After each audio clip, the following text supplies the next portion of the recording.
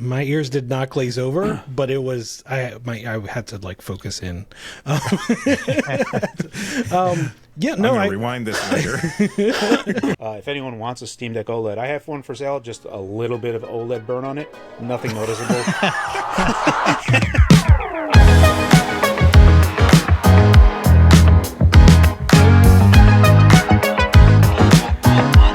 Hey everybody, welcome back to the NerdNest podcast. I'm your host, Bill Fairchild, and we have a ton of stuff to talk about. And by we, I mean the crew. And Russ right now is trying to guess who I'm going to say first. And it turns out it's Russ. Russ, what's up, man?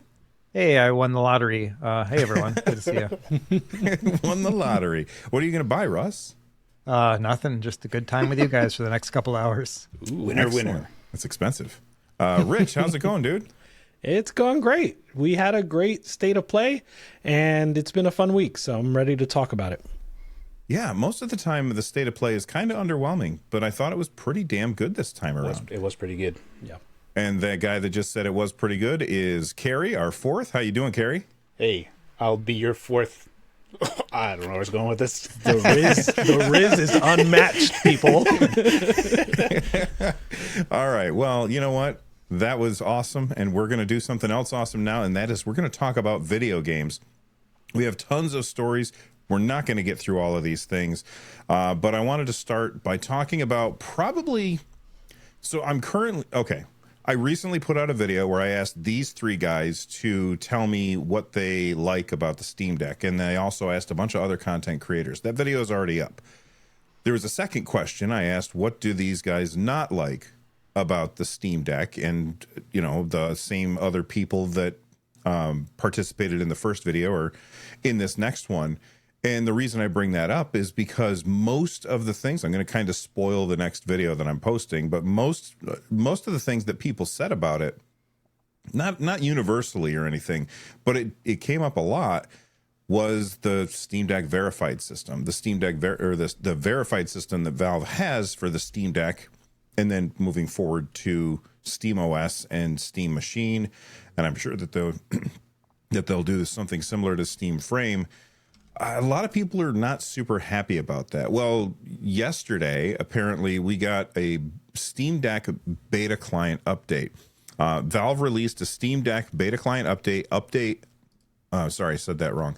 Adding hardware specs attachment options for Steam user reviews. So when somebody leaves a review, we'll know what kind of hardware that they were using, which is really nice because that'll tell you, oh, well, they got the same computer as me and my system is running like garbage or would run this system like garbage. So awesome. I can avoid that game.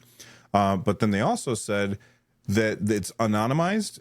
They're also going to have anonymized frame rate data collection in order to help with game compatibility. Now, this is an opt-in feature for SteamOS devices and improve deck verified rating feedback with optional reason submission.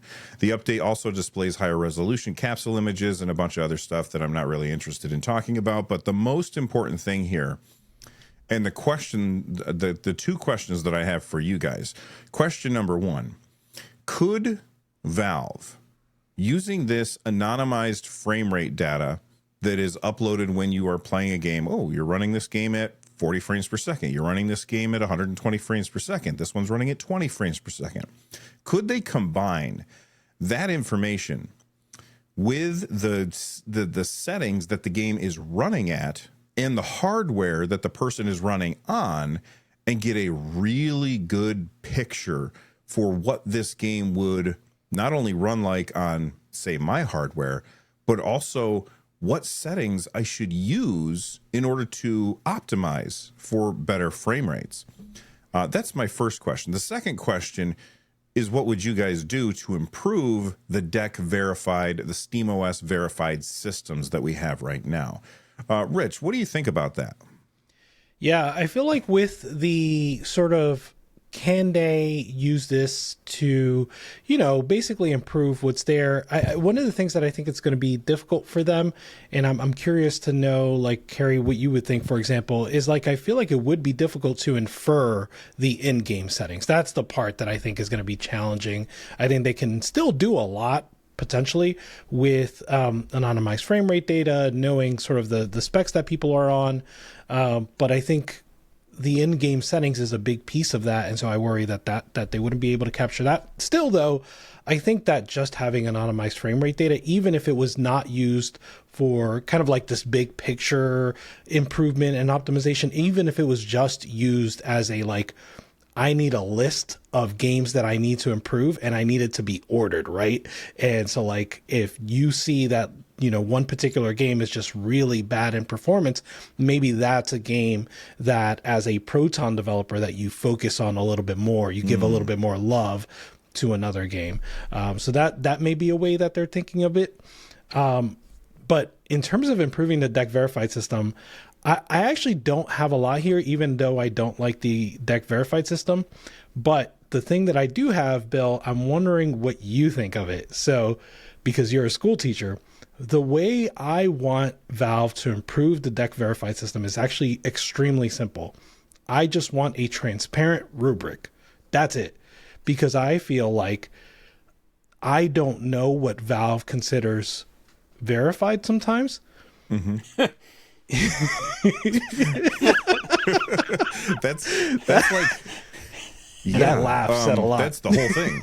That's the whole thing, right? And so like if the baseline, which I know a lot of people have inferred by now, if the baseline is 30 FPS, then say that. But they don't say that because that's not what it is, or at least I can't imagine that's what it is. They say a playable frame rate.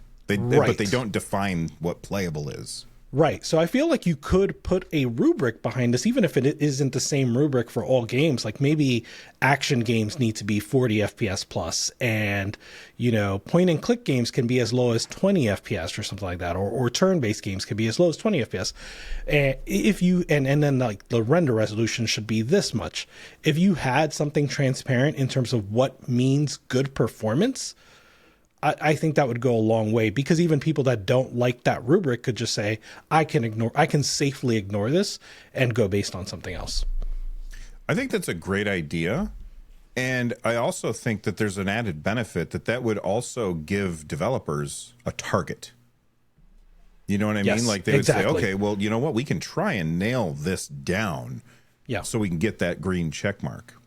Yes. But before I say anything else, Rich asked Carrie what he thought about something. I've forgotten already because it was a while ago. Yeah, like in terms of inferring in-game settings, I know there are some things we can do, but like, does that seem realistic as a thing for Valve to maybe do? So one of the things that I do when I do my benchmarks on Steam Deck, Linux in general, I actually capture a lot of metadata in the background. And one of the things that I did or explored doing was automatically finding out what resolution a game was running at, because I started doing 720p and 1080p. And I was like, I don't want to write this down all the time. I would just rather the computer just jot it because it should know. And it turns out that's a hard problem to do. Like GameScope really just like gets in the way a bunch and obfuscates what's going on. So trying to extract that data insofar as like, maybe I'm not doing the best ways possible, but from that layer alone, even through GameScope and what other things that they can tie into it, it's going to be not the best. And then you're going to start getting into other bits of telemetry, which people may push back against. Like they're like, say, hey, if we wanted telemetry, we would just go use Windows. And good point. The other point is like API wise, that is something that they'd have to tie into, which is a whole other thing. So it's hard to say outside of like it where it is right now, trying to ascertain things from what you can get right now. There's a bunch that you can get right now, because like what version of Mesa they're running, what version of RadV they're running, what version, and I collect all this stuff, right? Because it's super simple to collect. But when you start really getting into it, like you know, I can know how much RAM is being used. I can know how much VRAM is being used. You can start peeling away at some of the easier data without really needing telemetry. So there is a number of things that you can do. How useful that would be, I don't know. We really have to start seeing like how much like reams of data you can get from everyone before you can start maybe getting some sort of picture from that to like, okay, this thumbprint right? Of like, whatever this is for your hardware, it looks like you guys you'd be kind of okay. I don't know if that would need some exploration with what they have currently. So basically, this is answering Bill's for both questions at the same time. Is what's there is I don't think is enough, and likely leads to telemetry, which people will push back on, or some type of API that could feed this data. Russ, if they had the option for you to opt in to give that data, that telemetry that Carrie's talking about, to Valve in order to improve things overall for everybody, would you be okay with that on your particular system if it was opt-in? Yeah, I mean, I think I'm just collecting anonymous usage data, like what my frame rate is based on my settings or whatever. I'd be fine with that. What I think, though, the component they need for the Steam Deck verified program in general is more of a community solution, community involvement. So the way I'm envisioning it is when you have your piece of hardware, and let's focus on Steam Deck and Steam Machine, right? You'll go into the settings and like there'll be like a toggle or something. And it'll be like, what is your hardware that you're using? Steam Deck. Or they'll just know it, right? So it already knows that you're using that. And then what I see is kind of like controller profiles. There's all those Steam input profiles when you go in there, and there's like all these, and some are garbage, and like they get upvoted and downvoted and stuff, right? So I'd love to see something like that in terms of settings and be like, okay, it already knows what hardware you've got because you've either put it in there or just figured it out. And then this is what people are doing and who's getting the most upvotes and stuff. That's what I like to see, is like an overlay. Like, all right, I'm playing Spider-Man, push this button. Okay, people are saying 800p, 30 frames per second locked is great, but you can also use FSR or something. So like that's the top voted one. Let me try that one out. And I don't know if it could be to the point where you could click on it and then it applies your settings. I think that's probably a little too involved. But just having that to reference on the machine as I'm using it would be like super handy. Yeah. So that's kind of what I want to see with that. And then also in the same way for the verified system, a feedback loop to be like, no, this thing is not compatible, and have an ability to like provide a little bit more user submission. The most I've ever seen is like, hey, Steam Deck says this is verified. Do you agree? And that's like the most I've ever seen. I have no idea where that goes and whatever happens from that. But I'd like to have more feedback loop in there for that. That's basically all I would like to see. That last part that you just said is in this new beta. It says, when submitting feedback on whether or not you agree with the deck verified rating, if you disagree, we will now ask for a reason. Providing a reason is optional. So yeah, that's you're on the right track. Look at that. They should hire me. You're ready to run Valve. What if the verified system of asking people if it played or not was the reason why things are getting verified right now as it is? That's honestly how I already feel, right? Like I feel like it's very much driven not initially by the community. Obviously, like Valve has sort of the first say so, but I think the reason that they have that survey in the first place is because they were getting so much backlash even from the beginning, and they use that input that the community gives to just say like, okay, if you think it's verified, I think it's verified. If you don't think it's verified, I don't think it's verified. But I think, to be fair, I think that could be a fair way to do it.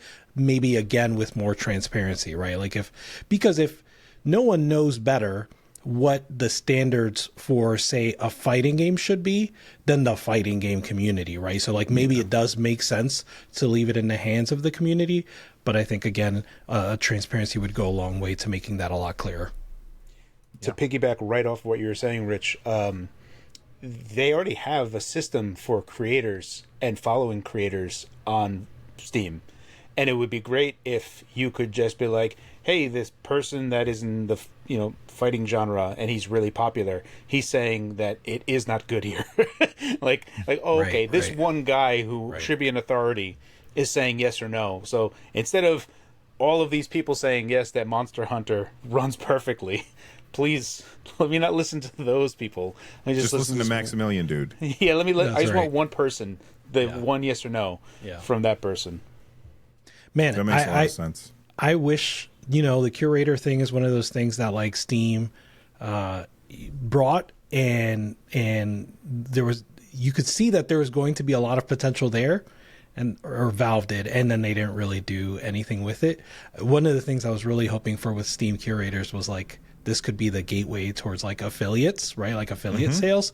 They never did that. And, you know, that's not Valve's kind of mindset, but I think that would have been huge. I think from their point of view that like it's a system that would then be gamed, and then they have to fight the people that are gaming the system. Yeah. Right. And then it becomes this whole thing of like, well, who inside of our team is going to be the arbiter of doing this? And everyone was like, not me.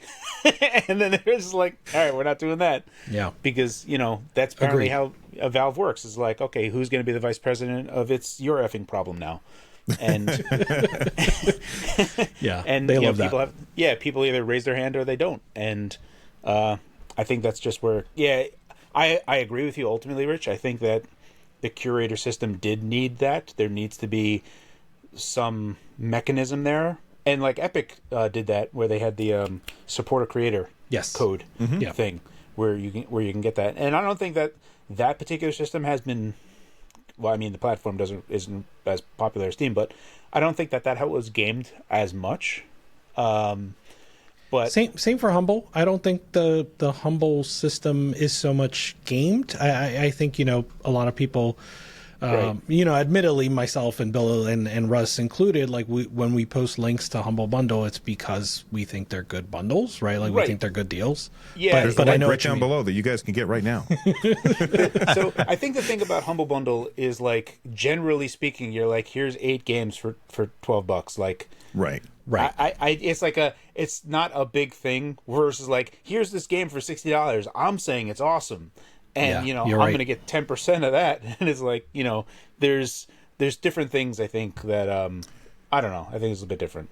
I mean, this is clearly, we've gone off topic, but this is super interesting to me. I think the fact that you also have Steam ratings kind of gets rid of the problems that you're talking about, Carrie, because let's say that you're an affiliate or what's it called? A curator, right? Curator. Yeah. Yep. Yeah, you're a Steam curator and you're like, I think this game is great. And then I click on that game and the reviews are Overwhelmingly terrible. negative. I'm like, okay, well, clearly he doesn't know what he's talking about. Or maybe he and I would agree on this and everybody else is wrong. Like, video games are subjective things. Sure. They all hit us all differently. And so when I play a game, I'm like, this thing is the greatest thing ever. And Russ plays it and he's like, Bill, never recommend a game to me again. You know, because Russ and I just don't like the same kind of games. So that's just something else. Ultimately, I think the system works 95% of the time. It's just that 5% of, you know, the people that are abusing it that are really going to take the whole thing down in certain ways. I still think your point is super valid, Bill. Like the overwhelmingly negative, and people just like, well, wait a minute, hang on here. But yeah, I don't know. It is what it is. I do wish that it was more, but it kind of just fizzled. Yep. Maybe they'll All come right, back to well, it one day. Maybe. Same with like Steam Broadcast. Like, Oh, yeah. they have a lot of projects where they had ideas and they just left them to die on the vine for no particular reason, I guess. Or maybe they just decided it wasn't worth the cost. But whatever. That's beside the point. But back to the topic at hand, you know, those of you who are watching this, let us know what you guys think. Could Valve, what would you do to improve the deck verified system, the SteamOS verified system? Let us know in the comments section down below. And we're going to move on to our next topic. Steam Deck is sold out in the US and Canada. And basically all Steam Deck models, both the OLED variants and the discontinued LCD version, they're completely sold out in Valve in Valve's official stores as of February 10th. This is just a few days after Valve had to delay Steam Machine, Steam Frame, and Steam Controller, I guess, is also delayed, although they didn't say anything. And it was all because of the AI slopification of everything. You can still get from Valve's official store in other countries, but not in the US and Canada. And I'm curious what you guys, like, what is your first reaction when hearing about this? Do you think that this is because of the RAM shortage? Do you think that this is because of tariffs? and maybe they finally ran out of, Steam Decks in a warehouse here, and they're like, I don't want to import anymore because we're going to have to pay a bunch of money, and then we would have to raise the price. And the one thing that people always say about the Steam Deck, it's the cheapest one. So what do you guys think about that, Rich? Yeah, I'm reticent to speculate here. I mean, like, the obvious kind of thing here is the RAM. Like, that's the biggest price sensitivity in the marketplace right now, right? So that's the obvious thing, but I'm reticent to speculate. I actually kind of think it lets Valve off the hook to speculate here, not to impede anyone else's speculation, because I want to hear it all, right? But like, why hasn't Valve said anything, right? Like, Valve has been contacted by now by Kotaku, I'm sure by Gaming on Linux, and they haven't said anything. And it was just last week that I was giving Valve kudos for being like transparent with regard to the Steam machine and the Steam frame delay or not delay, whatever you call it. But I liked the messaging that they had there. And I think this is kind of back to typical Valve here with like, we'll see what we see, and it's, it's not our job to let you know. We'll let you know when we're ready, and that's it. And I kind of think that that's a little bit lame of Valve. I would like Valve to kind of come out and say, here's the reason, here's our plan, here's what we're going to let you know. What do you think? I think that this, I often will give Valve kudos because they're a privately held company. They're not publicly traded, and that gives them advantages for doing the right thing that otherwise stockholders will usually get in the way of. This feels like something where they would be forced to tell the stockholders, which would then become public, why this is happening, and they're not, and they don't have to because they're a privately held company. And so, like, it's a double-edged sword, it cuts both ways. Russ, what do you think? So I don't think it's tariff related because Komodo, like the website that they sell for Japan, it's also sold out. So it's not just US and Canada, it's also Asia. So so it makes me think that it's not tariff related. Probably something to do with RAM or hardware, but I completely agree with Rich. It's like, why can they be transparent or semi-transparent, honestly, about the Steam machine delays, right? But they can't say anything about this. Like, how hard is it to be like, yeah, we're also experiencing the same shortage that the rest of the industry is? Like, there's no harm in saying that. I don't know what's up with that. It to be fair too, though, like, I never know when a Lenovo or an Asus handheld is going to be in stock too. Like, they're so bad in letting us know when something is going to be in stock, other than just going to Best Buy and hoping it's there. If you go on their website, it's a nightmare. And so I don't think this is anything unique, but it's just strange coming from Valve. I guess there was one small moment with the OLEDs where they did go out of stock at some point. This is like years ago. But ever since then, it's always been fully in stock. So yeah, I would like to just hear something. But and I do think it's RAM related. If I recall correctly, that may have been one model of the OLED, or was it all that were? I think it was the 512 or something. Yeah. The thing is, it's like, initially, if it wasn't for the RAM, I'd be like, oh, cool, Steam Deck 2's coming. Right? But no, that's definitely not. No way. So yeah, I heard some crazy news for Steam Deck 2. It's a weird thing. You're just gonna drop that? All right, moving on. What are you doing to us? I don't know. Sorry. In a second, Gabe's gonna bust into his garage with a crowbar. I don't believe it for what it's worth. So there's no sense in speculating. Okay, all Sorry right. for saying that. I heard some crazy. I heard some crazy things, and I don't believe it at all. But, just gonna leave it there. I do think it is RAM and NAND related to a degree. I don't know if they need to work out contracts or whatnot, right, or wait for some type of swell of, scheduling to build up before they can get some in. It's likely that we're going to see prices change when they do come in. I would say that that's probably somewhat likely or true. So we'll wait and see it happen. But it's really tight. The entire year for 2027. RAM is just like DRAM is just like occupied, and NAND is also extremely challenged as well. So these are like two big components here. It's unfortunate, right? This RAM-pocalypse. One of the things I kind of alluded to last week was this value proposition between consoles and PCs, and I know that there are some folks that are like, yeah, these are two different markets. They're not the same thing, which they're not wrong, right? Like, those folks are not wrong.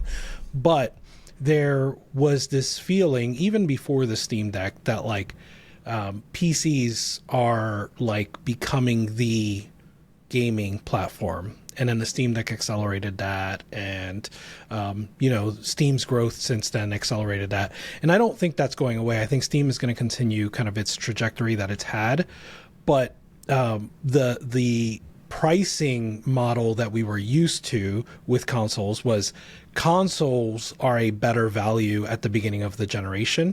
Am I saying that right? Yes. Yeah. And then PCs become a better value at the end of the console generation. And you're getting a lot more for your money. And we were getting to a place where PCs might just be the better value at the beginning and the end.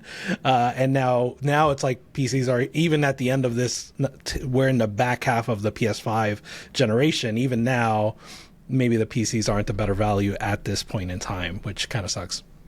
Yeah. I will say one thing real quick, and I'm only saying it to beat the comments ahead of time. That people always, the console, the people who are like, console is a better value, they always tend to forget that you also have to pay for online, and you have to pay for like extra stuff that you don't have to. Well, I guess you don't have to on console, but almost everybody does.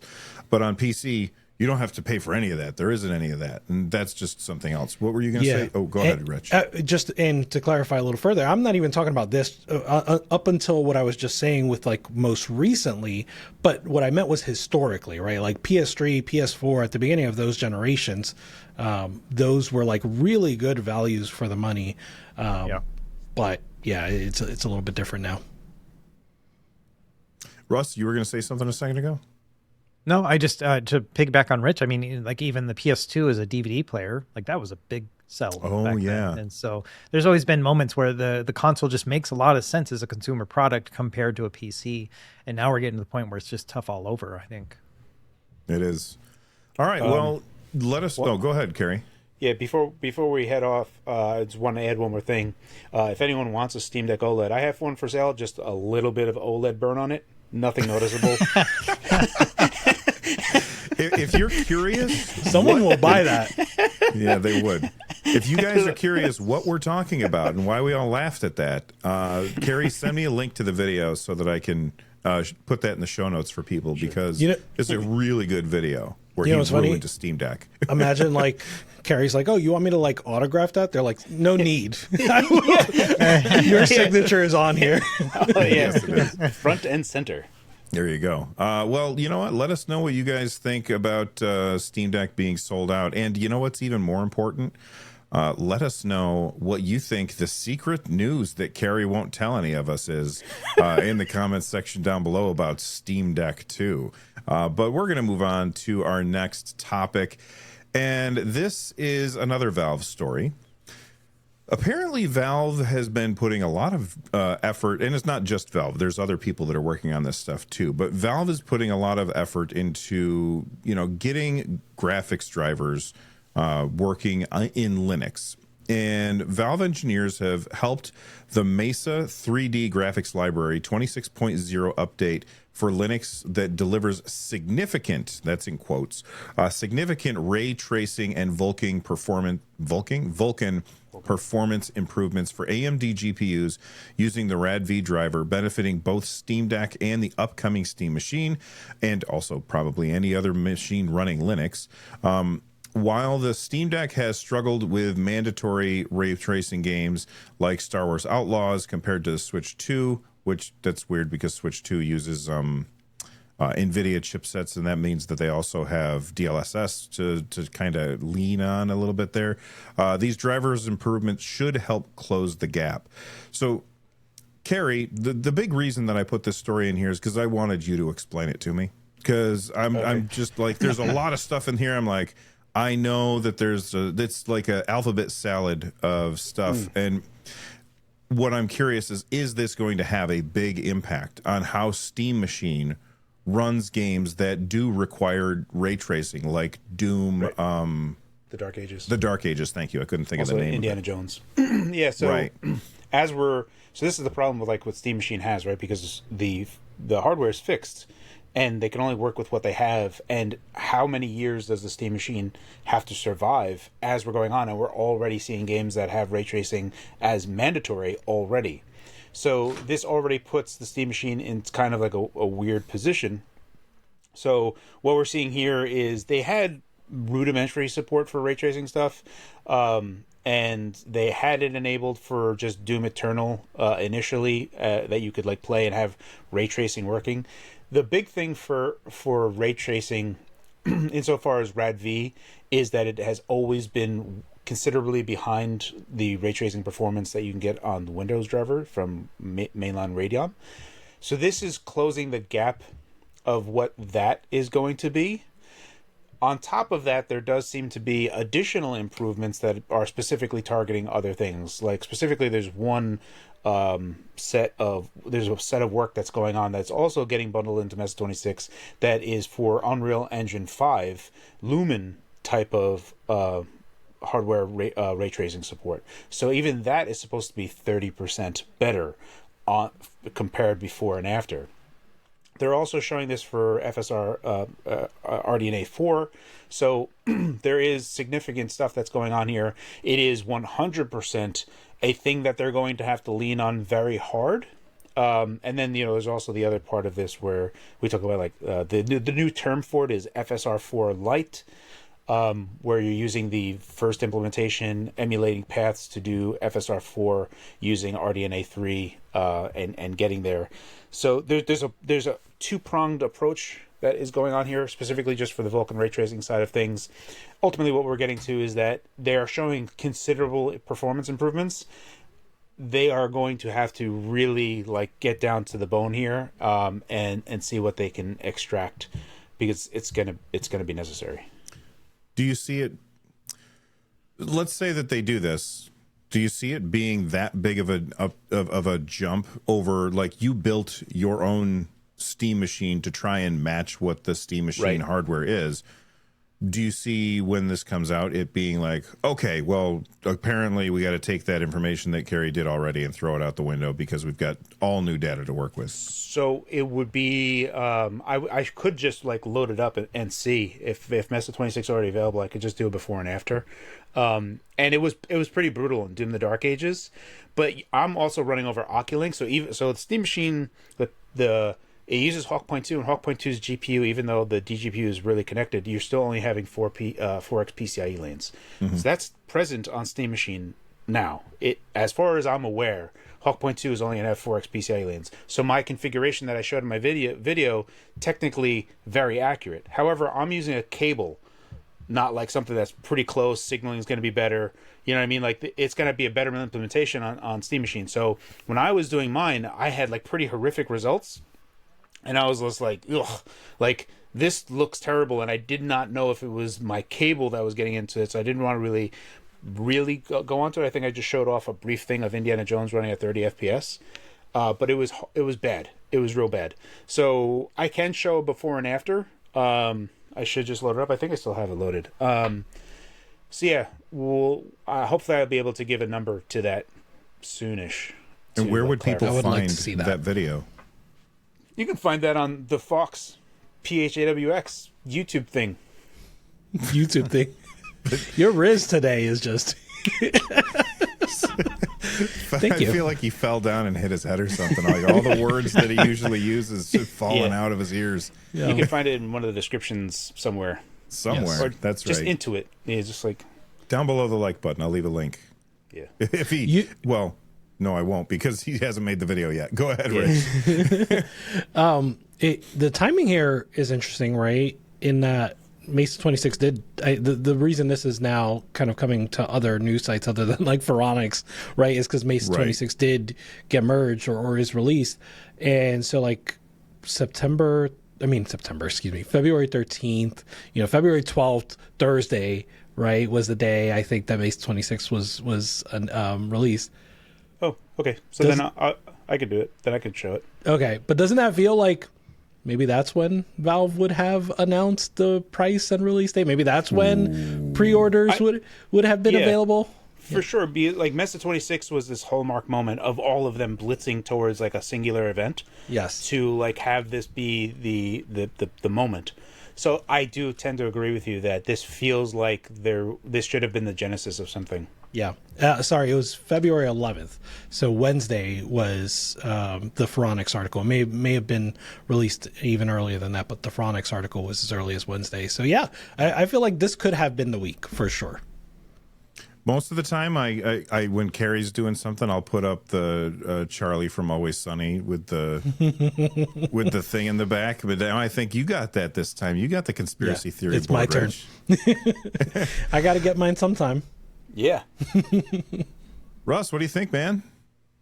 You know, I got to say my ears were kind of glazing over as like Carrie was talking, because I'm like, when it comes down to it for me, it's like, I just wish these, like, I kept thinking, I wish they just didn't make mandatory ray tracing. You know what I mean? Like, just, I've never felt to the point where it's like, oh, now this game is worth playing because it has ray tracing. And so it's not a feature that I've ever really looked forward to. I usually will turn it off in every game just because I prefer the performance. And so I like that they're doing things to make it better, you know, but at the same time, I don't know. I don't like the world we're living in where this is mandatory with a game like Star Wars Outlaws. So one thing that I would just offer as a in Doom: The Dark Ages, they're one of the main tech leads for id Tech. He was there and he was explaining why they did it, and effectively they've reached the point where ray tracing needs to be enabled. Otherwise, the build time is now too long for them. Whenever they make a change on a level somewhere, to like build that and like see it and do stuff is going to be like days for them before they can even test it. So every change would be days. And with ray tracing always on, they don't have that problem. I have a solution for that. We could just go, like, didn't we have a conversation recently where they said graphics peaked in 2018 and we could just go back to then, and we were all fine with that. God of War came out and we were like, holy shit, this game looks freaking amazing. I'm not going to lie. There are some games I've been seeing lately where it's like, oh, yeah, that does not look that good on my graphics card. Which, I mean, obviously, my graphics card is like 5 years old, as I've said several times. But I've been like, oh, maybe I will upgrade. Wrong time to upgrade, but nonetheless, maybe I will.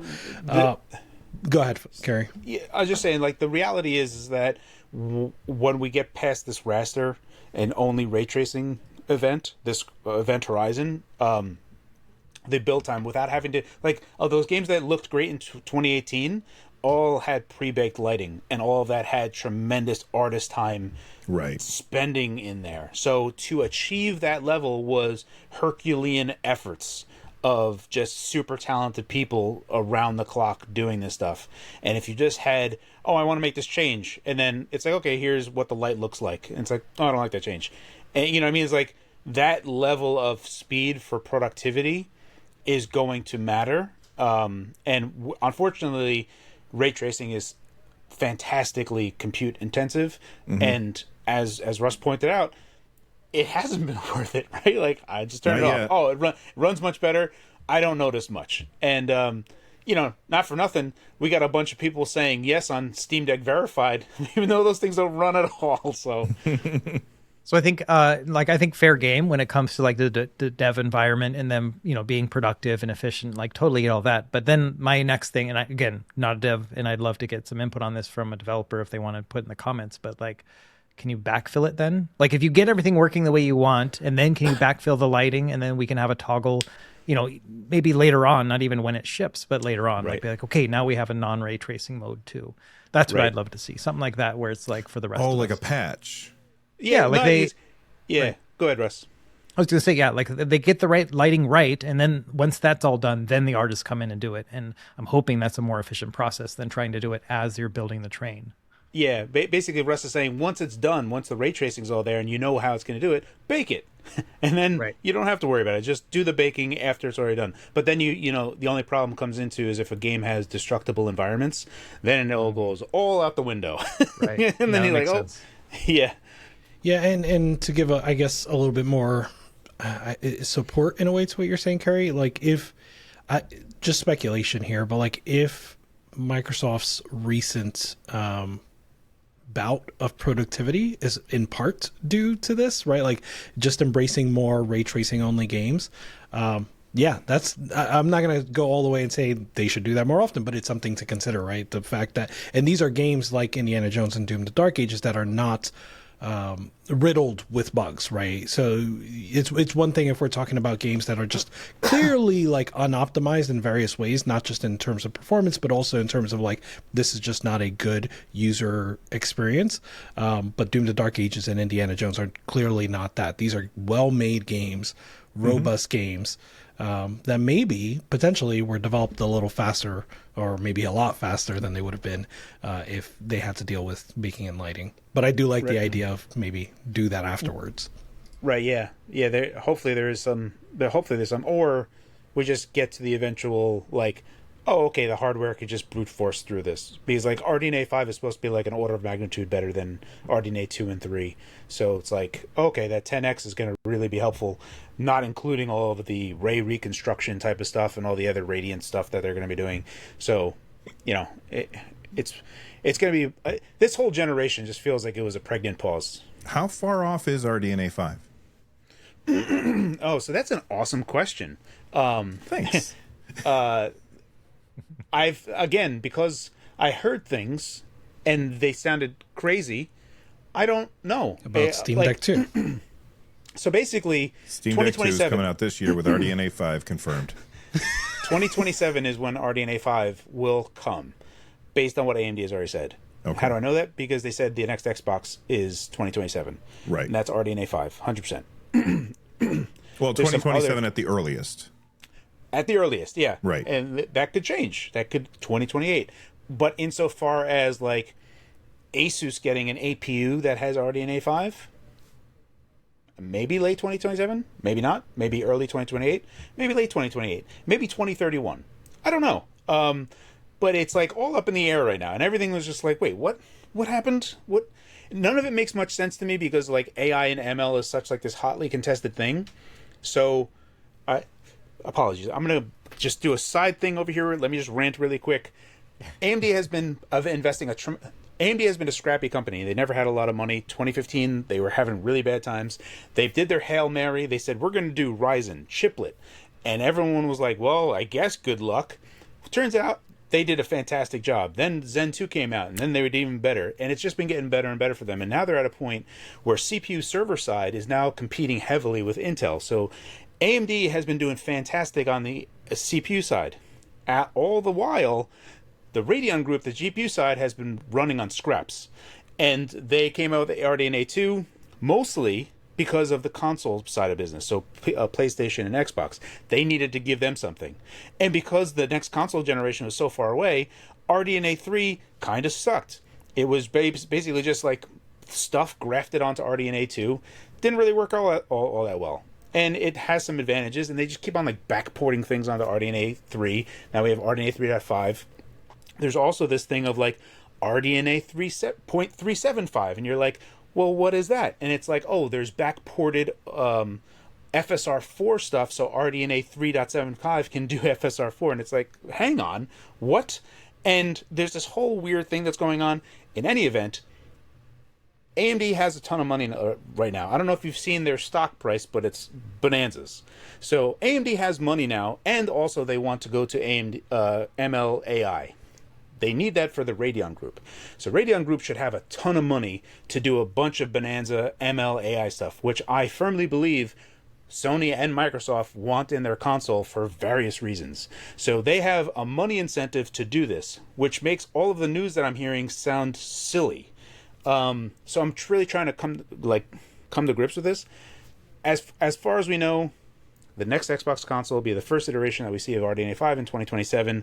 As far as general PCs that we'll be able to get, whatever, maybe 2028 at best. Even for Xbox, maybe 2028. Who knows? Everything's kind of up in the air, and I'm hearing a lot of crazy things, and that's basically it. Rich, you're shaking your head. My ears did not glaze over, but it was I had to like focus in. Yeah, no, rewind this later. I think all of that it's crazy to me is just like, I don't know what you're hearing, but like it sounds insane, right?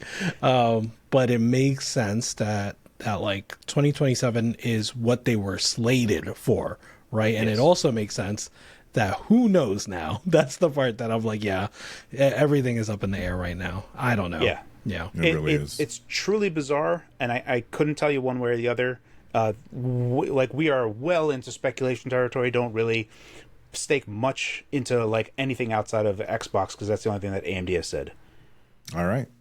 Well, let us know what you guys think about this update to the 3D graphics library for Mesa and ray tracing performance on Linux. And we're going to move on to the next topic for today. And that is the PlayStation State of Play was yesterday. I watched the whole thing. It was actually really, really good. We said that at the beginning of the episode, that most of the time the State of Play is just kind of middling. It's okay. They usually have like one or two things that are decent, but a lot of it is like, hey, it's another open world sword slashing Souls-like game with RPG elements and, you know, that same setting that we keep seeing over and over. This one, I felt like they had something there for everybody, and it was multiple things there for everybody. It just didn't feel like a bunch of the same stuff over and over. So it was 85 minutes long. It featured the God of War trilogy remake, which a lot of people were very excited about. There's a new God of War side-scrolling game. We got to see some James Bond action. We got to see Marathon in action. Death Stranding 2 is coming to PC. And in fact, almost everything that they mentioned was coming to PC as well. It was not just PlayStation stuff. So going through all of that, the State of Play, my question to you guys is, you know, rank the State of Play for how you watched it. Like when you looked at it, or if you didn't watch the whole thing, if you just looked at the thing afterwards, or just looking at the show notes, like when you look at this, where do you put this? Do you put this as like S tier, A tier, B tier, wherever does it land to you? And then what game stood out to you the most? Russ, I'm going to have you go. Oh man, I hate being first for this kind of thing. I'm going to give it a B. And so my thought here is that it's good, like all good news, good stuff. There was no like jaw-dropping moment for me. Like God of War remake, awesome. Early development, so it's like, okay. And then Metal Gear Solid Collection 2, like, I mean, they called the first one Volume 1, so I'm expecting a Volume 2. Very happy to see it, but it's not like a holy smokes, they're working on a new whatever, you know, like a new Uncharted or something. That would push it up a lot higher for me. Something that I like stay awake at night thinking about, and none of these games were that for me. So a B. It's good, but nothing groundbreaking for me. But okay, so what game? Like, just pick one out of the list. Which one do you want to talk about? The God of War remake. Like, I do really want to kind of like. So the word remake is just so loaded for me. It's like, are they going to remake it like Final Fantasy VII remake? Are we talking ground up? Are we talking like remaster? Like, what are we going to be doing here? Like a Metal Gear Solid Delta kind of thing, where it's essentially the same game, just with better graphics and a little bit better controls. Like that's what's really interesting to me. It's like, I love the God of War trilogy games. I don't have a good time playing them on emulation anymore, because some of those like, it just feels like the game cheats sometimes, like the puzzles and like just some of the action that you gotta, you know, tiptoe across like this board, and I just hate that stuff. And so, so I am hoping that it'll be like a more full-fledged remake, and that it'll just kind of modernize some of those things, because I want to play through them again, but I only get like an hour into any of them. I'm like, all right, time for something else, and I don't like that feeling. So. What was the space horror game that got a remake and it was freaking awesome? I can't think of the name of it.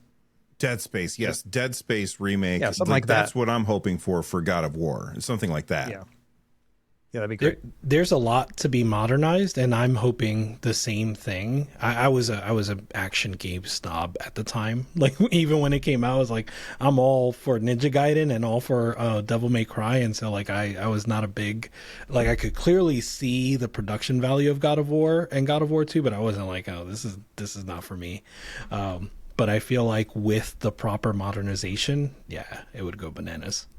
Yeah, I think in today's day and age, we would be using the triggers and shoulder buttons more. Yeah. And like in those games, you use the right analog stick to dodge, which is just so like you had to take your thumb off and then kind of move that in order to move out of the way. That's right. Not a very good mechanic nowadays. So I would like to see a more modern scheme, something with like the right or left bumpers to use in action. I'd prefer that as opposed to just quick time events, which is mostly. Yeah, I was what gonna say you're looking less for. less mashing of the X button or whatever. Yeah, I don't need that anymore. Yeah. Yeah. So I guess I'll give my rating. I think Russ, I think your rating is like the objectively right rating. I'm gonna say that's like the canonical rating, but I'm gonna give it an A. That's what I wrote before you said anything, and I think you're right that there wasn't any like breakout moment, but it was just so consistently high quality that for me it was an A. I think that like people that own a PlayStation or are fans of PlayStation walked away very happy.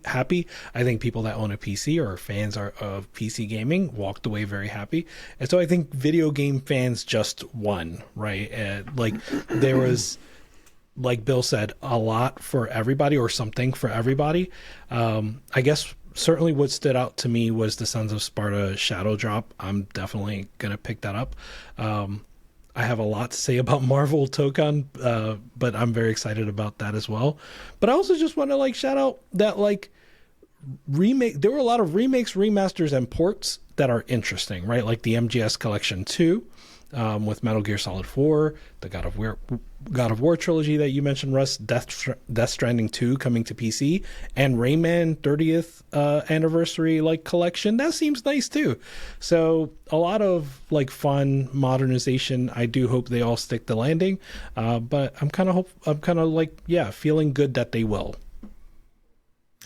So when you say like you're excited, I forgot the Sons of Sparta. Yeah. So Yes. when you look at Sons of Sparta, what about that is really exciting to you? Because for me, the first God of War game that I played was the new God of War, not Ragnarok, but the one where they just said, okay, now it's just God of War, and they started over. That was the first one that I played. I did like it a lot. I didn't stick with it mostly because I got distracted or I was busy doing other stuff, and I didn't really give it the full shot. You know what I mean? And I've dabbled a little bit in the other God of War games. But when I saw this one, I was like, oh, damn, that looks cool. Because I like me some side-scrolling stuff. You know what I mean? Yeah. Yeah, no, that's exactly what excites me. And like looking at the price point, there was a recent piece by, I want to say Jason Schreier, on the publication he posts that he writes for all the time. Does anyone remember? Is that Wall Street Journal? Oh, it's like one of the goodness, I don't remember.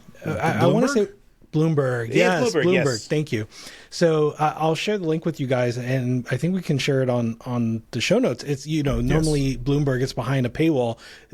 Jason Schreier shared a like gift link, so you don't have to pay. And anyway, the whole point is about games should be cheaper, right? And it goes back to my motto. I want shorter games with worse graphics made by people who are paid more to work less, and I'm not kidding. And I got blasted last week for not saying that in full and for abbreviating that. So this time I'm giving it to you in full.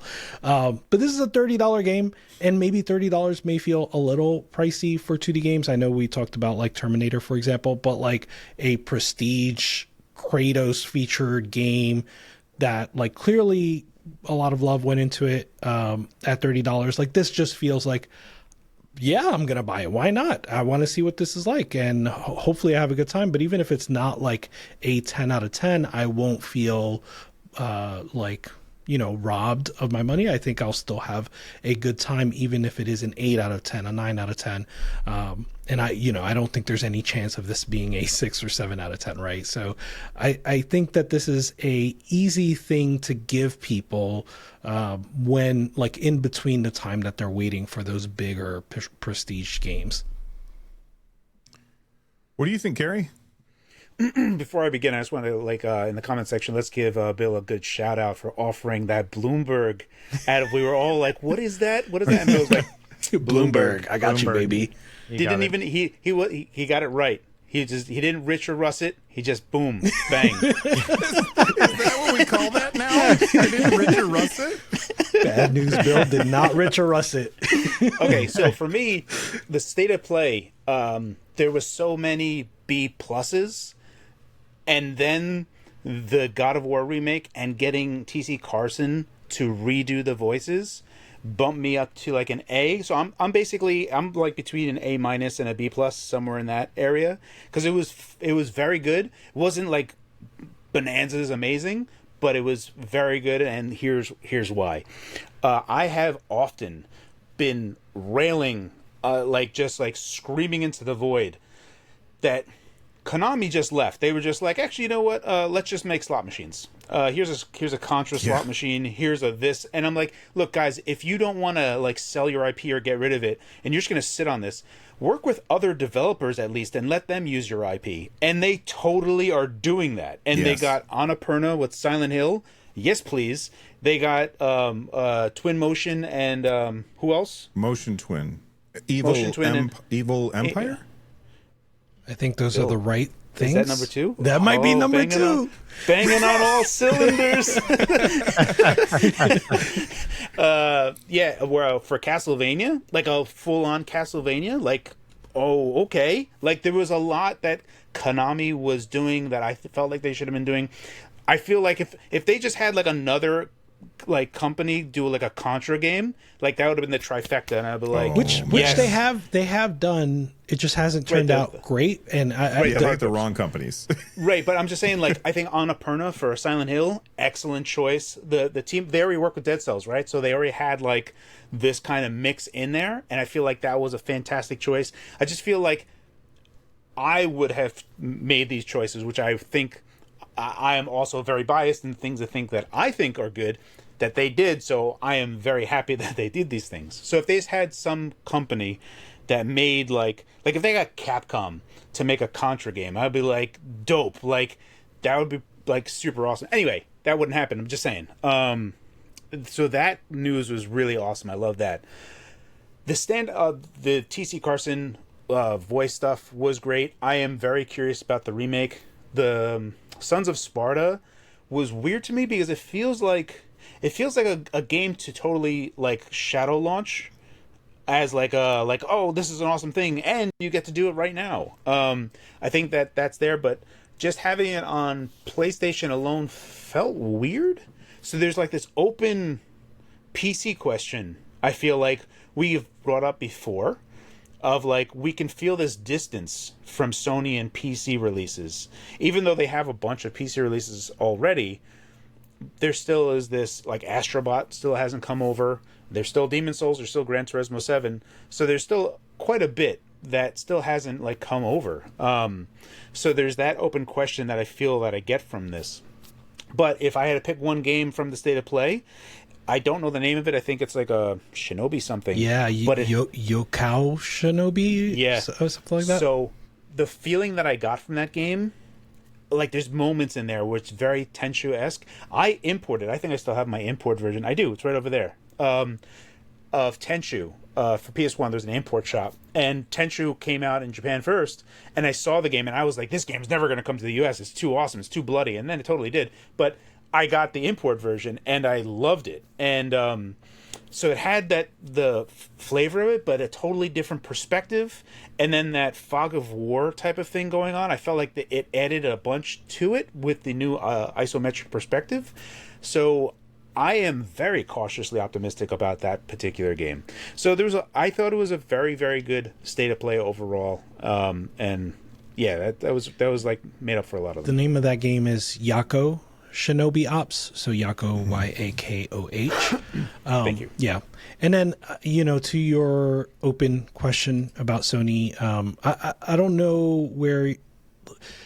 I think to me the question was answered with Sons of Sparta, right? I think that certainly with God of War Trilogy, you posted that that's coming to PC as well. PC Gamer had an article saying that, like, oh yeah, this is for sure coming to PC, even though they don't have any they're just saying, yeah, this is coming to PC. Right. But they made an article themselves that even they feel that this is a game that'll be coming to PC. I think so. The trilogy makes kind of more sense to me, even if it is a remake, still makes more sense to me than Sons of Sparta in what I believe their current philosophy to be, right? Which is if it's not a first party game, like Death Stranding is not a first party game, then all they can control is like a time period, whatever time period that they agree with those third parties. So that makes sense. But if it's a first party game, then we want it to be 10 years old ish before we really port it, which is very different, obviously, than what the recent kind of behavior has been. And I'm exaggerating with 10 years old. I think Sons of Sparta could, drop in a year or 2 years, but certainly what we were headed towards was what we would have seen a year ago is Sons of Sparta would have maybe been a day and date. Like as soon as it drops on PlayStation, it drops on PC. Yeah. So I just want to put it out there publicly that I also want them to do something with God of War Ascension. Like it's the one game that's still locked on PS3, and I actually never played that one. And it's supposed to be one of the first chronologically, and so that's one of the things too, is like I kind of was hoping that when they were talking about the trilogy is that they were also going to be like, oh yeah, God of War Ascension 2, so you can do the whole story right then and there. I think that'd be great. Right, that's the thing. Like it reminds me of the Zelda series on Switch. Everybody just keeps saying, when are we going to get this one and this one so that we can play all of them on the same system? Right. Like it's something people always want to happen, and for some reason, these companies they hesitate to do that. And you're like, come on, man, just make it happen. Which shout out once again to Konami, because we finally are getting all the Metal Gear Solids. Is it all of them now? Are we missing anything? I don't know about all the PSP ones. Where I don't know what was in Volume 1. Like Portable Ops. We had Snake Eater too. Like so, they did. They've already been doing remakes. Peace Walker, right? I think Peace Walker's available. Yeah. Peace Walker's in this new one. Peace Walker's in this one. So Peace Walker and 4, Portable Ops, which were the biggest ones that were missing. Portable Ops, like Acid, right? Like those sort of games. But I think all of the like kind of what you would expect from mainline Metal Gear Solid. Right. Because Volume 1 did a great job too, because it put in Metal Gear Solid or Metal Gear and then Metal Gear 2, right? And so they put those in there, which is great chronologically too. And so, yeah, I really like how they did that with Metal Gear. Like I feel like I could sit down and play through all those games with like a more modern setup compared to just doing it myself. And speaking of Konami, I don't because I think there's multiple publishers on the Bomberman series, but last week we had the Nintendo Direct Partner Showcase, and we had the Bomberman collection. Like it had every Bomberman game in it as well. Not that you need all of those Bombermans. Oh, nice for the audio listeners, because it's also an audio podcast. Carrie, what you got in your hand there, buddy? Oh, this is Metal Gear, my friends. That's the one I played and liked. Yeah, this is the one they still haven't redone on any modern system. Yeah. Oh, really?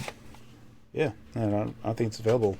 Is it because the MSX version is available usually? Yeah, I was going to say it's the MSX one. I think it's what they redid. So. Yeah. Got it. And then there's this. I don't know what that is. Stenchu. Oh, okay. The import version.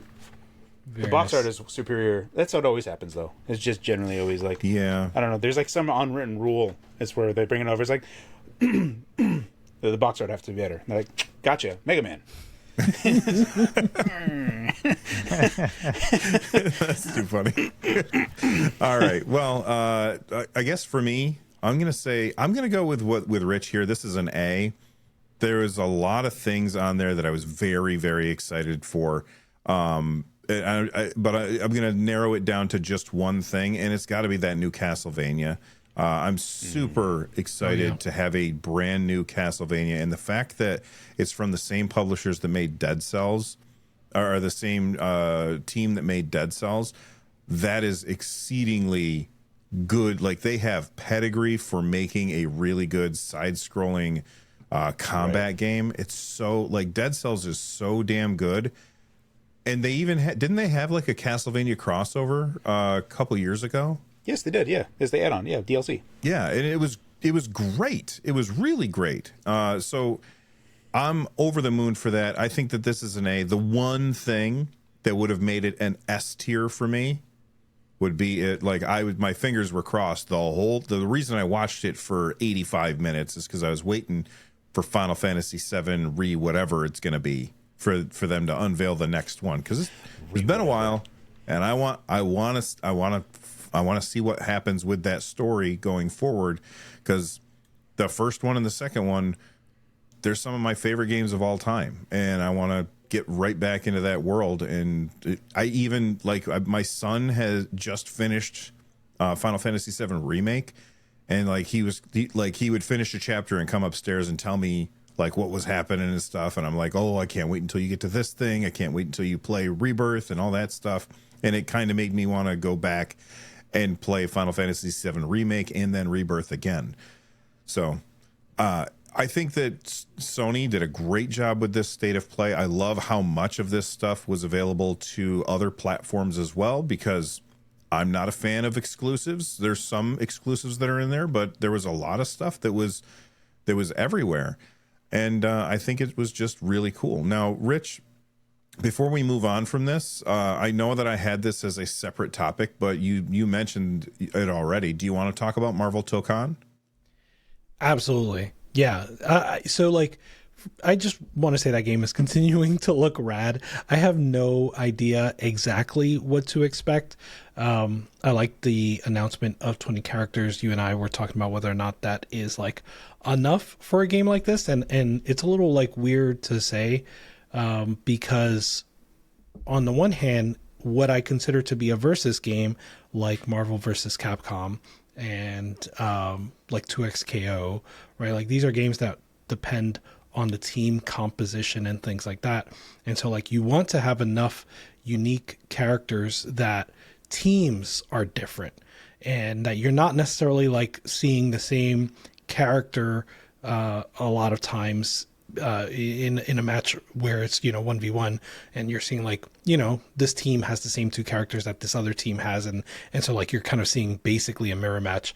But I think what makes Marvel Tokon different here is that it's a team game, but it's not a traditional versus game where you could just play it with the one character, right? Like you're sharing a life bar as far as we know for your four characters, and so it's not exactly the same thing, I think, where you have someone that's like a battery character that builds up your meter, and you have an assist character that is specifically for the assist that they have, and then you have the person that like is just using up all that meter. So like I think this is a game where like we're going to see a lot of like 1v1s kind of play out with some assists on the side. And so I think the 20 characters will suffice. But yeah, what do you think? Well, so first off, let's just go through the list of the characters that are already included in the game. We have Captain America, Iron Man, Spider-Man, Storm, Doctor Doom, Star-Lord, Ms. Marvel, Ghost Rider, Wolverine, Magic, and Danger. So that's 11 characters. There's still 9 more characters that have not yet been announced. The game comes out on August 6th.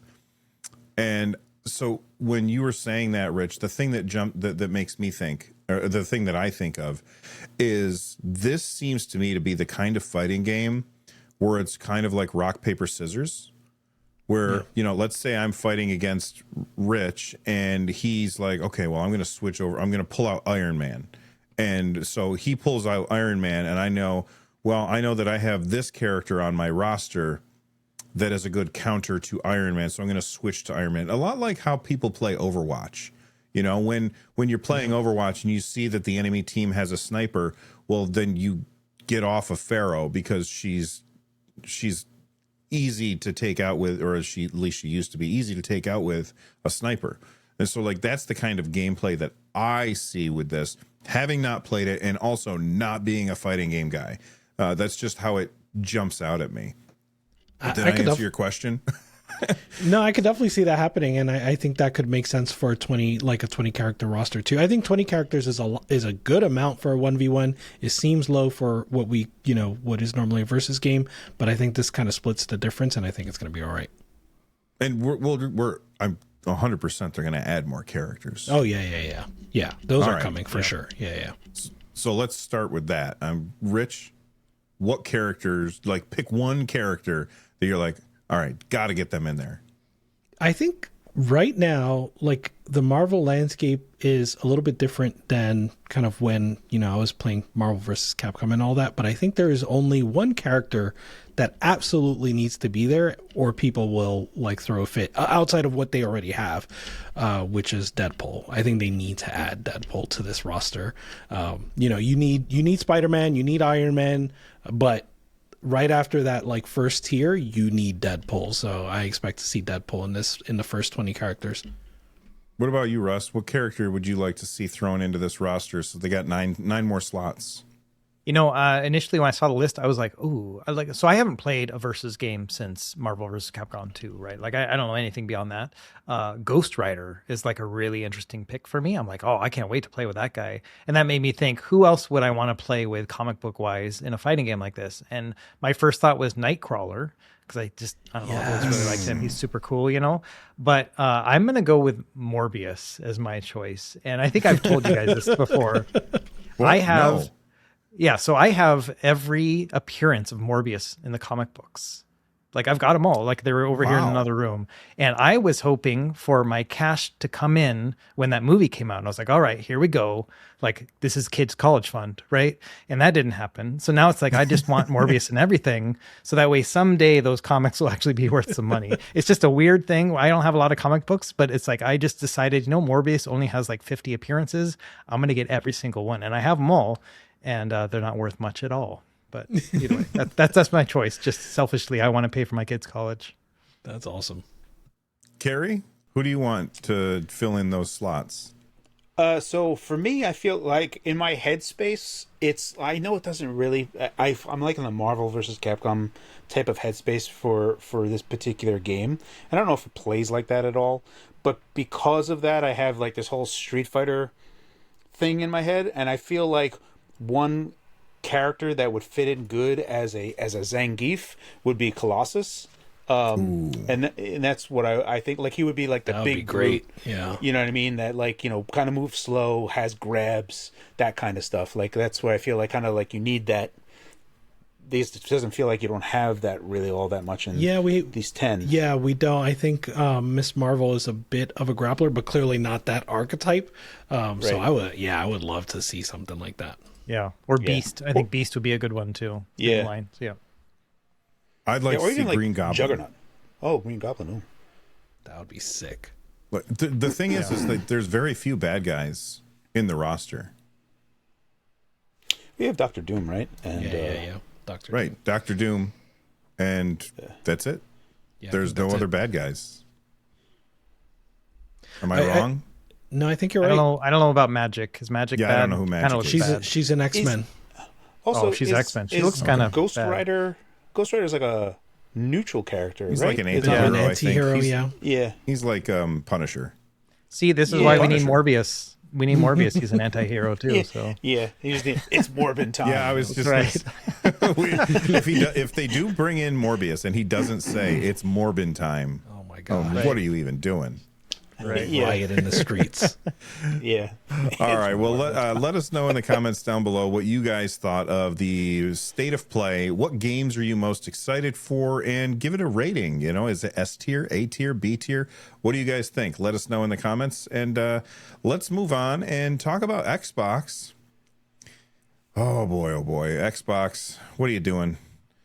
Apparently, Microsoft is in the early stages of exploring Game Pass expansion, potentially building in more third-party services that nobody's asking for into that subscription. So then they can say, by the way, we've improved Game Pass, and we're going to raise the price. Although they haven't, nothing out there says that they're going to raise the price. But they're also thinking about, apparently, this is a rumor that they're thinking about getting rid of the PC Game Pass tier. This, number one, doesn't surprise me at all. When you go and you try and find out more information about Game Pass, you gotta look to find the PC Game Pass tier. Like, they hide it pretty well, and it makes it's cheaper. I think, what is it, $17.99 a month? Yeah. Yes, That's it's correct, $17.99 a month. And if they just say, well, PC Game Pass is just becoming Game Pass Ultimate so that you can get all of these other things, just vanishing PC Game Pass. And as somebody who is a PC player, PC Game Pass is pretty appealing. I don't subscribe to it right now, but it's appealing. And if that tier goes away, then that sucks, because then you either subscribe to the most expensive one that comes with a bunch of stuff that I personally don't use, like the Fortnite stuff that I believe we talked about last episode, or you end up with like the lower tier, and then you have to wait longer to get access to certain games. All of it just feels like, insert the Darth Vader meme right here. I'm altering the deal. Pray I don't alter it further. Carrie, talk about your thoughts on Game Pass. My question to you is if PC Game Pass, well, you subscribe to Ultimate though, don't you? Yes. Yeah. I have almost 3 years, the max you can have. Right. Okay. So You this doesn't affect subscribe you. for effectively for free. You've racked up rewards points, right? Yes, correct. Yeah. So I've hoodwinked and bamboozled Microsoft.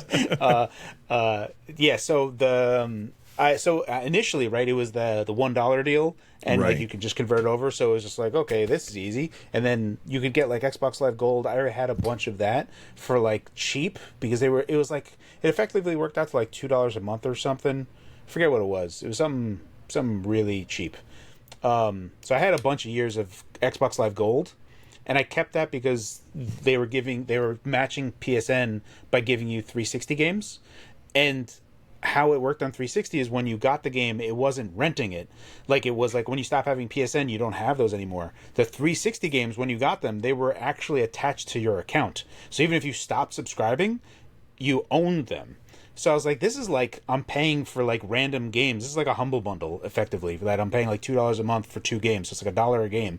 No problem. So I already had that, and I did a $1 deal, switched it over, and then I've just been kind of like flooding with the Bing reward points nonstop. Since this change, though, that whole process has now gotten a lot worse for me. So this is going to be I used to be able to float it per month, no problem. But now it's going to be a war of attrition for me in a very big way. So they will be losing. I will slowly lose this war. So that's unfortunate for me because if PC Game Pass goes, which would also have been the more attractive price point to get day one games, and I could like, okay, I don't get the Fortnite crap, and I don't get the Ubisoft, not for nothing, but that Ubisoft Classics thing, while that does sound pretty awesome, and I would love to play Ubisoft Classics, I don't want to use the Uplay launcher so much that I don't even care about it. Right? Like the Uplay launcher sucks so bad that I don't even want to use it. Effectively, that means that like at this point, I am literally praying that the next Xbox console actually is this hybrid thing, and I can play the Ubisoft games inside of the Xbox console side, so I don't have to use Uplay launcher. Same for EA games. Not for nothing. I don't like the EA launcher either. Like I just want to play it on a console just so I don't have to deal with the muck of like the launchers and stuff.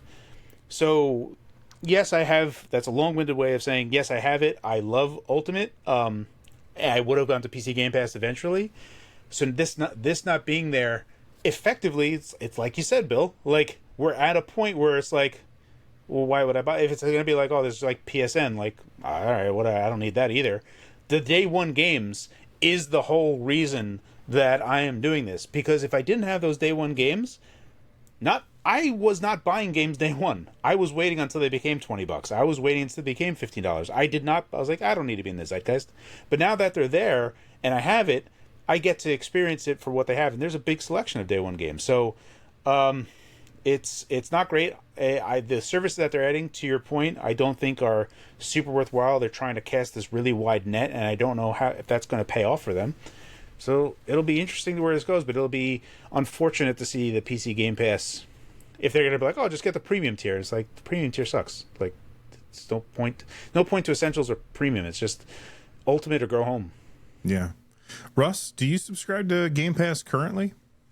I do. So I like, it's weird. There's a reckoning coming very soon for me because I had Xbox Live for a long time, the gold. Then I converted it over. So I had like 3 years, right, of Xbox Game Pass Ultimate. And then ever since then, I've just been riding on those little coupons we get when we review an item. Like they send us an ROG Ally and it comes with 2 or 3 months, right? So I've been stacking those up just an overall cadence of doing these reviews, and I've always been ahead of the curve, but I've got like 2 months left before it expires, and I don't see any handhelds coming anytime soon that are going to, bring that back. So there's a reckoning coming, basically, where I have to make this decision. I've already canceled my Sony subscription last year. Same. And so I'm kind of feeling that same thing. I feel a lot like Carrie, where it's like, I do like that, the ability to test out a game before buying it. I was able to play Doom Dark Ages on day one. I was able to play Clair Obscur, Elder Scrolls Remastered. Like, all of those were games I would not have bought on day one, but I was able to play them right then and there. I like that luxury, but not at $30 a month. And I don't think the other tiers are really worth it either. So totally agree with all this stuff too. Yeah, it's going to be just kind of a weird thing. Like, I've been recently buying games, as they get cheap enough on Steam, then I just buy it, even though I already had it on Game Pass. I'm just like building that library already because I knew it was coming at some point where I probably wasn't going to rely on Game Pass. I've been doing that same thing with like the games that I have on Switch, because I used to have a Nintendo themed podcast, and I would get just buckets of codes for Switch games, and some of them were really, really good.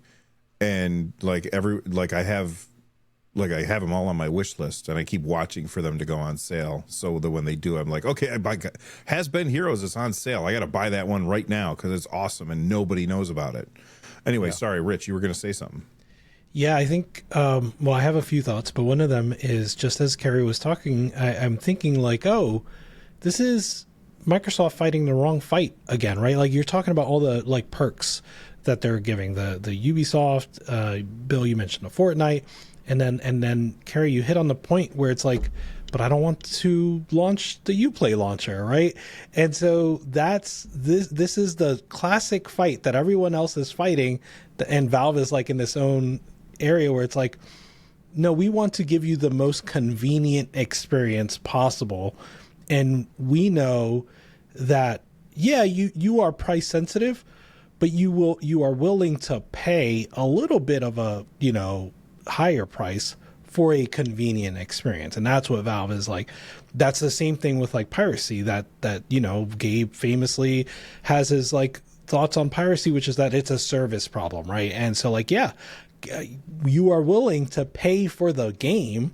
It's not that these people aren't willing to pay for games. You're willing to pay for the game, but you need it to be at least as convenient as it would be to just pirate a game.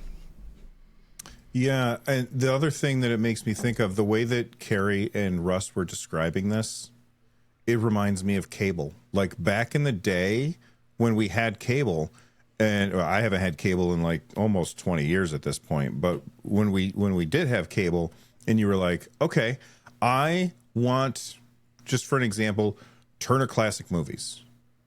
Okay, well, you want ESP, you have to get ESPN with that too. I don't want ESPN. I just want Turner Classic Movies. Well, we won't sell just that. We only sell them together. And I'm like, and what is most likely the real outcome is people wanted ESPN and they got stuck with Turner Classic Movies. But I'm not a sports guy, so that's what came to mind. So that's what it makes me feel like. It feels like they're trying to turn Game Pass into cable for video games.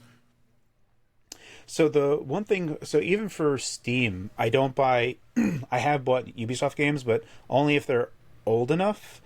If I see the little red banner that I have on mine that says like it used another launcher, I don't, like, I haven't purchased EA games, even though the price has been very right. It's like, this game requires EA launcher, and I'm like, no, I'll just buy a cheap version of this for Xbox or PlayStation or whatever. I would rather play on another platform. Or if it comes to Switch, and then, it doesn't matter. The bottom line is, I dislike those EA and Ubisoft launchers so much that I would rather just play the console version, that it's not going to bother me to like do this other thing. Like that's how much those launchers legitimate. Like if I have to buy on Steam and launch to another launcher, I just can't be bothered. So that's one thing where also Ubisoft games get very cheap on console, especially on Xbox. But that's a whole other thing. So right. For me, the reality is, if hopefully is that we can get to that ultimate end goal, then it might make sense. But up until then, yeah, like, why the hell do I care about ESPN? Why the hell do I care about? I say this when I never played Fortnite before, And now I am playing Fortnite since they did do that, and then they kind of roped me in with Simpsons, which I am a huge fan of. I will say though that I am weaning myself. I'm like going away from Fortnite because I'm just kind of like going through the motions, and I was like, all right, I'm kind of done with this. Once I built up like a enough stuff, I'm like, okay, I'm happy with that. I don't need to play this anymore, which is pretty funny, right? Like going through all this work, to just like, oh, I love how I look. Time to never play this again. Before Rich jumps in here, there's one thing that I'm going to ask somebody to do. Carrie loves The Simpsons. He's made, I'm going to say not countless, but a lot of Simpsons references on this show. If you find them all, let us know. I would love to have all of them clipped together so we could just do like a Simpsons Carrie thing for the whole thing. Anyway, Rich, what were you saying? Yeah, and this is kind of my last thought here, but it's I think pretty interesting is I'm against them merging it the way they are inevitably going to merge it, which means a price increase for everybody, right? But it's also true that a merge was going to be necessary at some point, right? If everything we understand about the next Xbox to be true is true, then it never made sense to continue having a PC 100%. game tier and an Xbox game tier. So a merge makes sense. I think they're going to handle it the wrong way, but just simply the idea of having a merge is something that seems sensible given their future. Honestly, because the merge is inevitable, it really like cooks my noodle. My brain can't handle the fact that they said, okay, well, PC Game Pass is like when they raised the prices, they left the PC Game Pass price alone. And you're like, was that because they were just trying to say, like breadcrumb us, or boil the frog slowly, or whatever analogy you wanna leave? You know what I mean? Yeah, I'd love to if this comes true, which it likely will. I'd love to do what are the because there have been 8 price hikes, small ones overall in the last few years. So we should do a chronology of this happened, and then this happened, and then this happened, and then they dropped PC Game Pass, and so that happened. Right. Yeah, that'd be Sounds interesting. like a really good video to go on Fan the Deck. I feel like might do it. What they should do, a thing that because Game Pass Ultimate is the only way to get day one games as it is right now. If they're getting rid of PC Game Pass, which has day one games, and they're getting rid of that, then if Premium was their answer to that, the $20 tier, then the Premium tier should get some level of day one. And maybe that's just Microsoft published games that they get day one, but not third party, which they are only for Ultimate. There's got to be something that it's not you don't get 500 games plus whatever. You only get 300 instead of the 200 or whatever the hell the number is, right? They should have something, because right now Essentials and Premium really makes little sense at all to get. From my point of view. Yeah, but it seems weird to me for them to say, okay, when was it, October, that they raised the prices of Game Pass? Am I remembering that right? Yeah, October. Last year? Yep. October? Okay, so nailed it again. Rich Russ. All right, so 3 in a row. That's right, baby. Give me a hat trick. So in October, they raised the prices, and they rearranged all of the benefits that you get. And then they're like, okay, we're rearranging them again because we got rid of PC Game Pass. That just seems like whiplash for consumers. You know what I mean? Sure. Yeah, it does feel a little bit. It does not feel a little bit. It feels really strange. And maybe it's a lot of licensing stuff, which is probably why they kind of tucked PC Game Pass over in the corner. Just don't look at that. We'll sort that out when our Xbox is also a PC, because it wouldn't take a genius, right? Right. I can get this for $30 or this for $18, and they're pretty much the same. I just don't get Fortnite and Ubisoft. Okay, yeah, this doesn't take a genius. Gonna have to think about that. That's a Simpsons reference. One of many. One of many. All right. Well, that's it for the Xbox chatter with Game Pass and all of that stuff. Let us know what you guys look. If you are somebody who already subscribes to PC Game Pass and they ditch PC Game Pass and say the only way that you can get those day one games, whether you're on PC or on console, is with Game Pass Ultimate, which is $30. Will that change how you use it? Will you cancel your subscription? Let us know in the comments down below. Let's move on. Nintendo has now released Mario Tennis Fever, which is the newest Mario sports game. It launched yesterday. We're recording this on Friday the 13th. I just realized it was Friday the 13th and didn't realize that until just now. We're recording this on the 13th. It came out yesterday. It's got a 76 out of 100 for OpenCritic, and you know, basically the reviews are kind of saying this: the gameplay is really good, the adventure mode is really bad. And Russ, the reason I threw this into the show notes is because I remember you saying that this is one of the games that you were really looking forward to. Yeah. How do you are you still interested in it based on the reviews that came out, or are you like, you know what, I'm going to pass on this one? Or did you already buy it and you've been playing it and having fun? I have not bought it yet, but I will play it. I mean, it's there hasn't been a tennis game that came out in I don't know how long that I haven't played. Like that, this is my genre. You know, I played tennis in high school. I don't know if I told you guys that too. Like this is just my thing. And so I don't remember the last time I made a video showing off emulation where a tennis game was not in it. You know, like that's just what I do. I'm not paying $70 for this game. $70 for a tennis game is just crazy to me. You know what I mean? And so I'll wait until it's 35 or 40. Like, I think that's going to be about right for me. It's getting, you know, like Giant Bomb gave it a 3 out of 5, which is a 6 out of 10. GameStop gave it an 8 out of 10. So it's like a 7 out of 10 is what I'm seeing here. You know, if you compile them all together, that's not a $70 game for me, even though I love that genre. So yeah, I'm going to wait. So I've been thinking about it because I was looking forward to it too. First off, I'm not really a sports guy, but I love arcadey sports games that are not realistic in the least. Like those are the kind that I really go for. And the Mario sports titles are the ones that tend to do that the best. And so when I saw it, I was like, okay, this is definitely one that I'm very interested in. And I'm like you, $70 is a little much for a Mario sports game. The criticisms that the game is getting, though, are about the single player mode. And I got to be honest, if I did get this game, I would immediately just go online and play against other people. And I would probably never play the single player adventure mode at all. I would just play it online against randoms. That would be the way that I would play it. So for all of the criticisms to say that that's the part of the game that's not good, that doesn't really affect me. But still, there's a part of my brain that says, oh, people aren't over the moon about this, so maybe I should hold back. Anyway, $70 is really the thing that's holding it back for me. Carrie, are you interested in Mario Tennis? Do you play Mario sports games, and is this one on your list? I do, but the last tennis game that I enjoyed was Virtual Tennis for Dreamcast. Oh God, that one was amazing.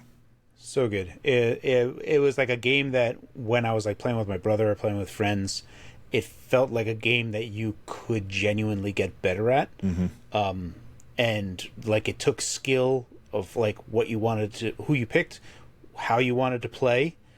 It just felt like, you know, especially like, you know, you're playing and it's going real fast and you're getting closer and closer, and then you're like, and it just goes, and then they're like running back and you're like, game, set, match. And I haven't really felt that in many other games, and it's kind of like that Super Striker type of thing where it's like I kind of play it just for like the finisher, the fatality of whatever the hell the character's going to do. It's like this super like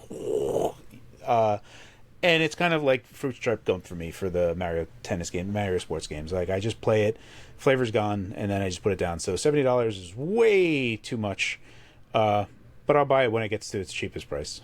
Can we just go ahead, Russ? Because we just take a moment for Wii Sports too, because their tennis game is pretty darn great. You know, like it's always been an excellent addition. So I would say that's like a really awesome one too. This is the Wiimote control one, right? Yeah, like the Yeah. original Yeah. 2006. Yeah. Love Oh, that one. yeah, for sure. Yeah. Yeah. No, I absolutely. But for it always just feels to me like if what is the appeal? What is the thing? And I haven't seen anything of this, but it always just seems to me is like, oh, you got all revved up, and now you can do your Super Striker Right. tennis smasher. Yeah, that's how And the that's Mario it. games are, definitely. Yeah. So I don't know. I it's a pass for me for most of the thing. I feel like has it been a while since we got a good tennis game other than, like, how about Hot Shots Tennis? Was that good? I have no idea. No, that's I another played on 70. PS2, right? Yeah. I remember that one, but I haven't played it since. Top Spin had a couple. There was on the Vita, Top Spin Yeah. 4, I think. That was okay. There was Mario Tennis on the Switch, which I never Yeah. I bought Also- and never played. It was okay. It was all right. It was all right. So I don't there like the was- adventure mode myself either, so I get all that. There was a game I had seen on timeextension.com that in my mind I wasn't sure if it was a tennis game, so I had to go back and look because if it was, it would have fit the bill exactly. But it turns out it's not. But it's a golf game. It's called Virtuoso Skins game. It's going to be on Steam, and it looks like a rad like Jet Set Radio meets golf. So. Yeah, it's a weird art style for a golf game, right? And weird aesthetic for a golf game, but yeah, maybe not tennis, but maybe that's something to look into when that comes, when that gets released. You know what this makes me think of is the other day I was scrolling on Reddit and it was an ad, right? It was one of those like they have ads that look like posts, you know what I mean? But it got my attention. And I'm trying to find it, and it's like I'm searching for it, and it's not coming up. There was a bowling game that was like being advertised, and I saw it like I looked at it, and I was like, oh, it wasn't out yet. It was just being advertised as like, wish listed or whatever. And I was like, that actually looks pretty cool. And then I think it was like a week later, I saw an ad for a billiards game on Steam, and I added these to my wish list, but I brought up my wish list and it's just blank for some reason. It's not showing anything right now, so I can't find it. But it was like, these are the kind of games that I remember having: bowling games, billiards games on like my Nintendo Entertainment System, like that kind of thing. And those genres have just vanished. You never see those kinds of games anymore. And I saw the bowling game and I was like, that's why it was appealing to me, is when I saw it, I was like, oh, that's something I haven't seen in a long time. And I don't know if it's just because I haven't been paying attention to it, but it was interesting. And like the tennis games, kind of, other than like the Mario tennis games, I just don't hear about them very often. So like, it's like, what genre or kinds of games are you like sports games that are, that you don't see anymore? I will add, so Switch Sports, I don't know if you guys ever picked that one up, but we have it, we play it with the kids and stuff.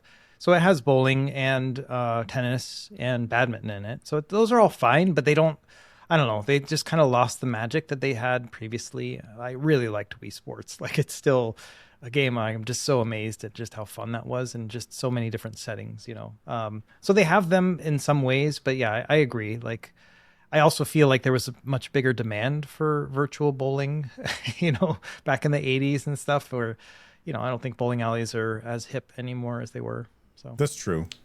I found it. It's called PBA Pro Bowling 2026. Nobody is playing this game. It has 37 reviews, mostly positive. 214 all reviews, very positive. There's the demo. I feel like for me, like wrestling kind of fell off hard during the N64 era. Like N64 wrestling games were like top tier. Right. And then I don't know what changed, but they were like, actually, that's too awesome. Let's not do that. Let's just do something that's not as good, and we'll just make another one every year. And then they did that. Is you. Yeah. Yeah, dude, like pro wrestling, right? Wrestling, yeah, with Starman and Starman. You had the mutant face the fish creature guy from the Black Lagoon guy. Yeah. Right.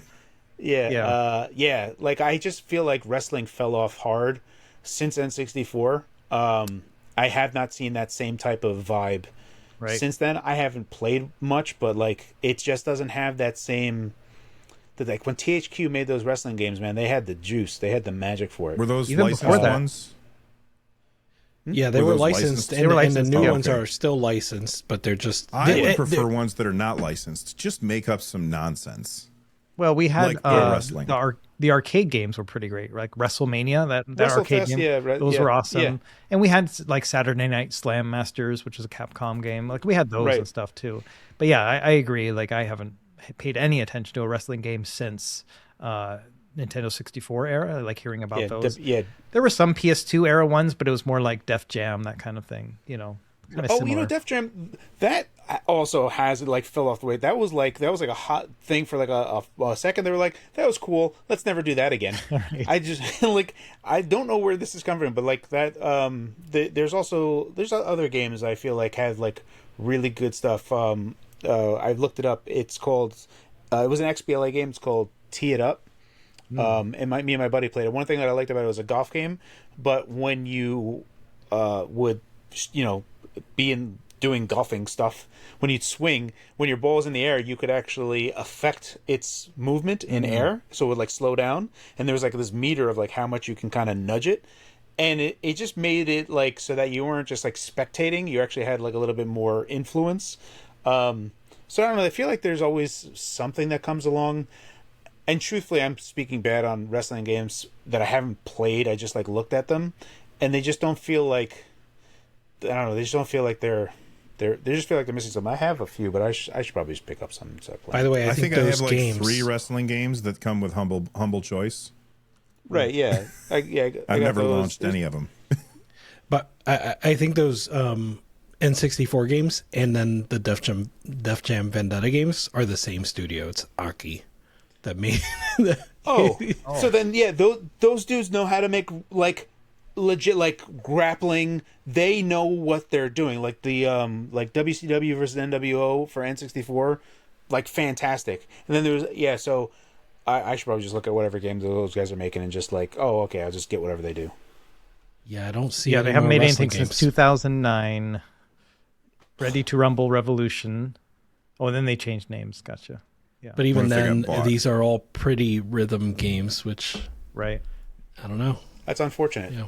Yeah, so it just seems like, you know, they were just there and they were like, we don't want to do it anymore. They're like, we'll pay you money. We're like, no, we've blessed everyone with awesomeness and we're done now. We don't want to do this anymore. That is really funny, right? Hanging Because like up I the boots. felt like the Def Jam part of it, I was like, oh yeah, that game was great as well. So like there is something that company just knows and feels, and I have not felt that in a wrestling game since. It's a shame. Yeah. Well, I know that we started talking about Mario Tennis, but instead of telling us whether or not you're going to pick up Mario Tennis, you know what I'd rather hear about? I want to hear about you, the audience, speak nostalgically about some old types of games that we just don't get anymore. Leave a comment down below that like button, and we're going to move on to our next topic. Discord wants your face, and this is not fun. Discord is launching an enhanced teen safety feature globally in next month, March 2026, requiring all users to have teen-appropriate default settings, including content filters, restricted age-gated access, and message request filtering, with age verification needed for adults to modify these protections. The privacy-forward age assurance uses on-device facial age estimation or ID verification, quickly deleted after confirmation.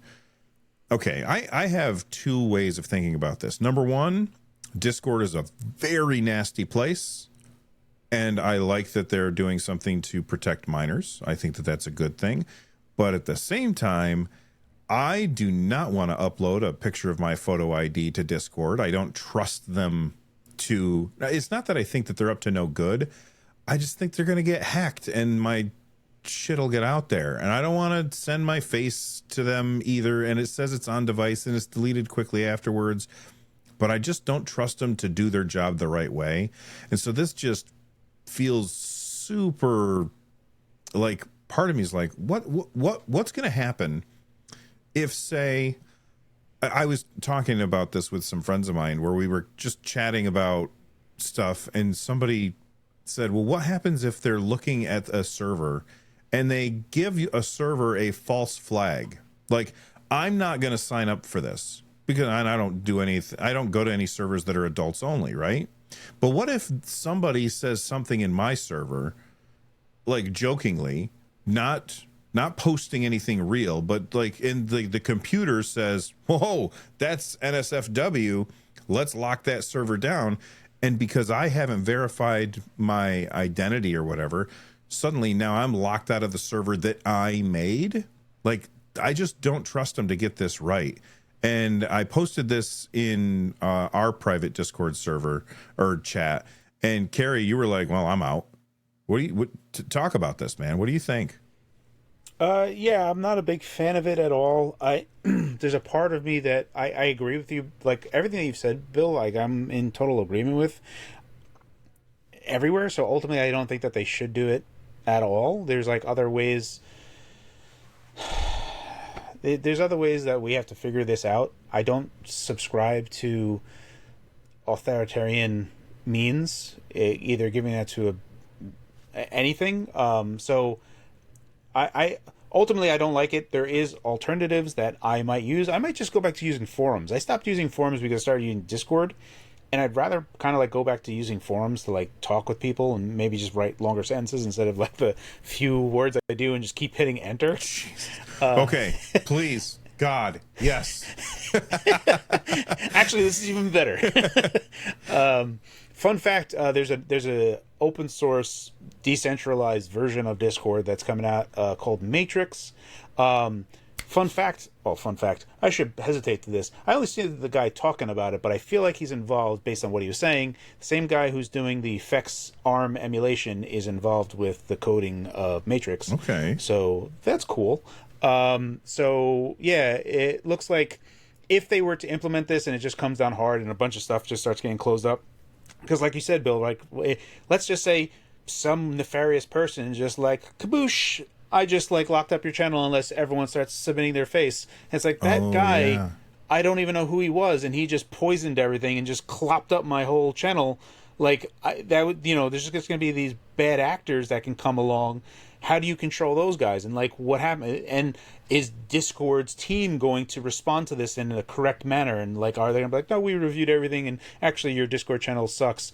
So show us your face. And you suck. And yeah, I'm like, yeah, I'm just going to go to Matrix. So I don't know. I don't know how it's going to all pan out. Maybe there's going to be pushback and they don't do it. I don't know where this is going to lead.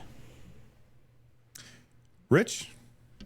Yeah, I mean, I'm not gonna delete Discord, I guess, for now, but I'm certainly not going to upload anything. Not only do I not trust them, but I also don't think it's an effective way to, do what they say they're trying to do, which is to protect children, right? I don't think this is an effective way to accomplish that. Yeah, and I certainly, yeah, go ahead. Didn't we see that it's easy to get around this stuff? Like, there was something, and people were using Death Stranding Norman Reedus's face in order to get past some kind of face, like age identification thing. Am I remembering that right? I believe that was Discord, in fact. Yeah. Oh, for really? Like EU. Discord. Yeah. Oh, yeah. Okay. UK, right? UK, yeah, not EU. Yeah, UK, you're right. Yeah. Yeah, so, I mean, like...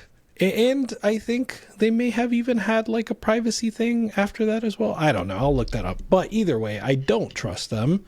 And I don't think it's an effective strategy. So I'm not interested. I also am not like very precious about the Discord communities I'm in.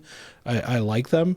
Some of them I like very much. But I mean, if I have to go back to forums or even IRC, I will.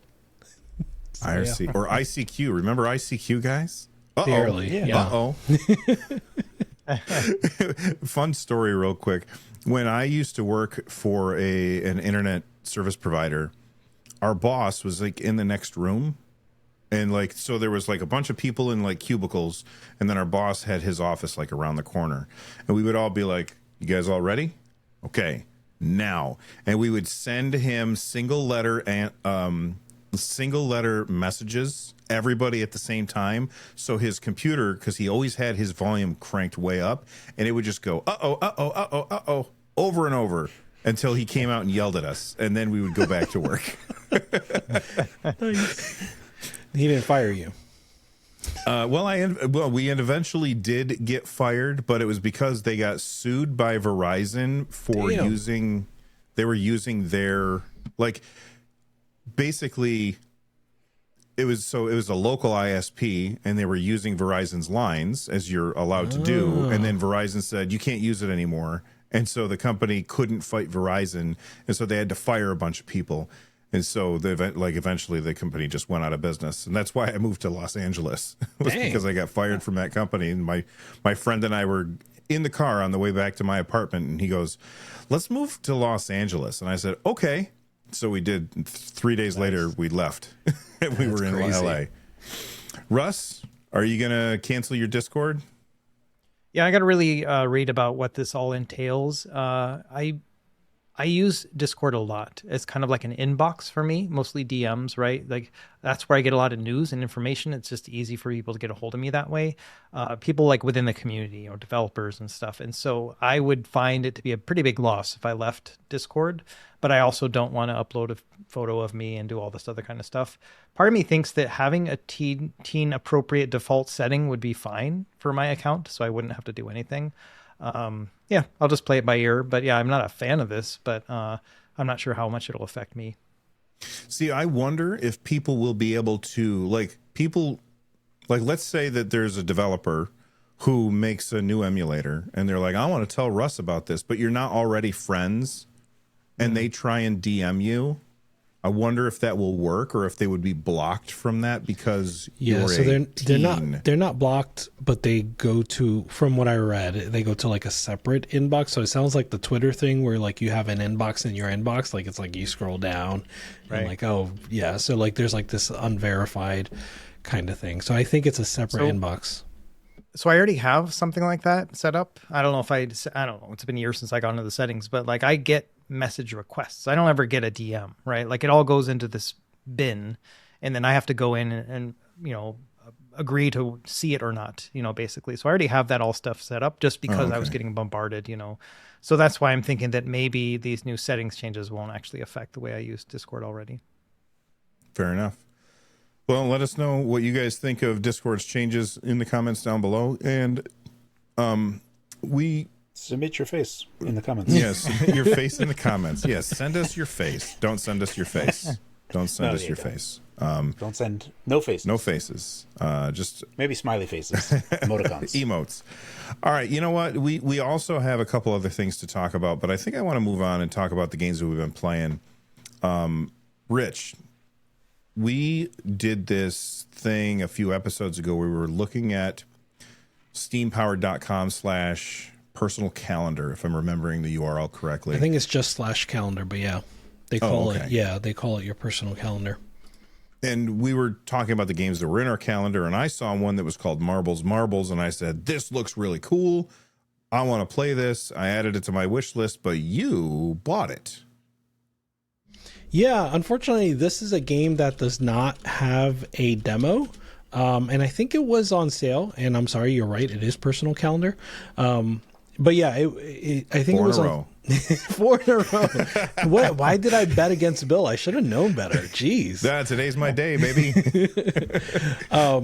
So yeah, I figured it's on sale. I'll give it a shot. It looks like something that I'm usually like a mark for marble platformer type of games. So it looked like something that, I'm just going to vibe with this.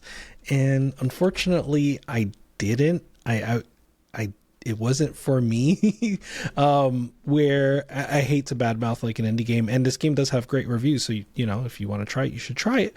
But it just, the level design felt like a little bit bland, and the mechanics, like it just, you go to a game, you even mentioned it when you were talking about it Bill, where it was like, Marble Madness was hard to control.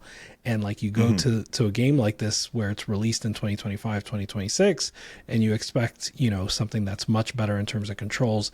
And I got to say, for me, Marbles was still awkward, where it's like I couldn't get the right view. You can change the camera, but you can only change it to the 4 presets. Like it's like kind of like it's always like a diagonal kind of view. And so like I'm not holding down, usually I'm holding like down right or holding up right. And so it just felt a little bit awkward for me. Like I said, it did get good reviews, so I'm sure it's something that is going to work for some people. It's not a bad game, it just really wasn't for me. But given that, because I said I'm a mark for marble platformers, I really want to shout out, I don't know how you pronounce this, Bill, you're going to have to help me, Oof, yeah. Oh, yeah, because you knew, yeah, that means egg in French. Yes.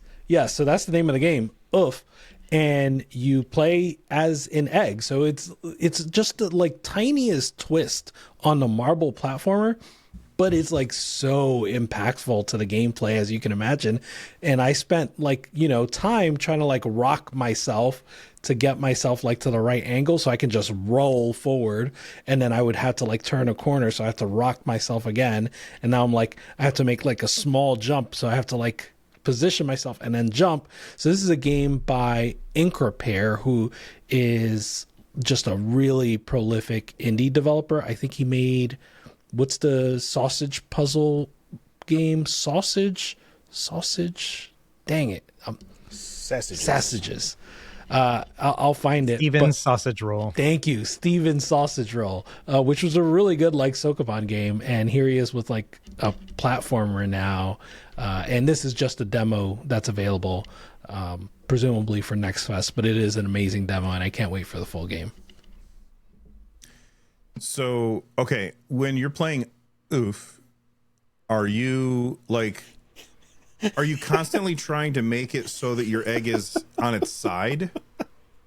That would be ideal, right? So like, but sometimes you're going to try and you don't quite get it right, and it's a long like downhill, and so like at some point you're a little bit off course, so you have to sort of stabilize yourself in the middle of going downhill.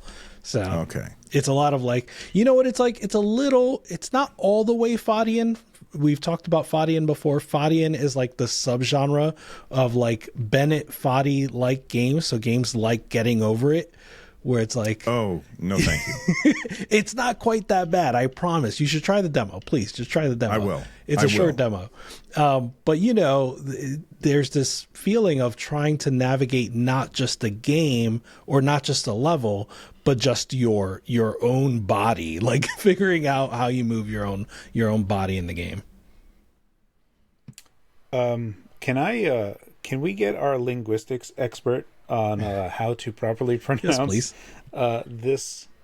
I don't know any French, but I will tell you that every time you guys say this word, I keep cracking up, because in Hawaii, Hawaii's got its own pidgin language, right? And there's always like funny slang and stuff. So oof in Hawaii is like to have sex.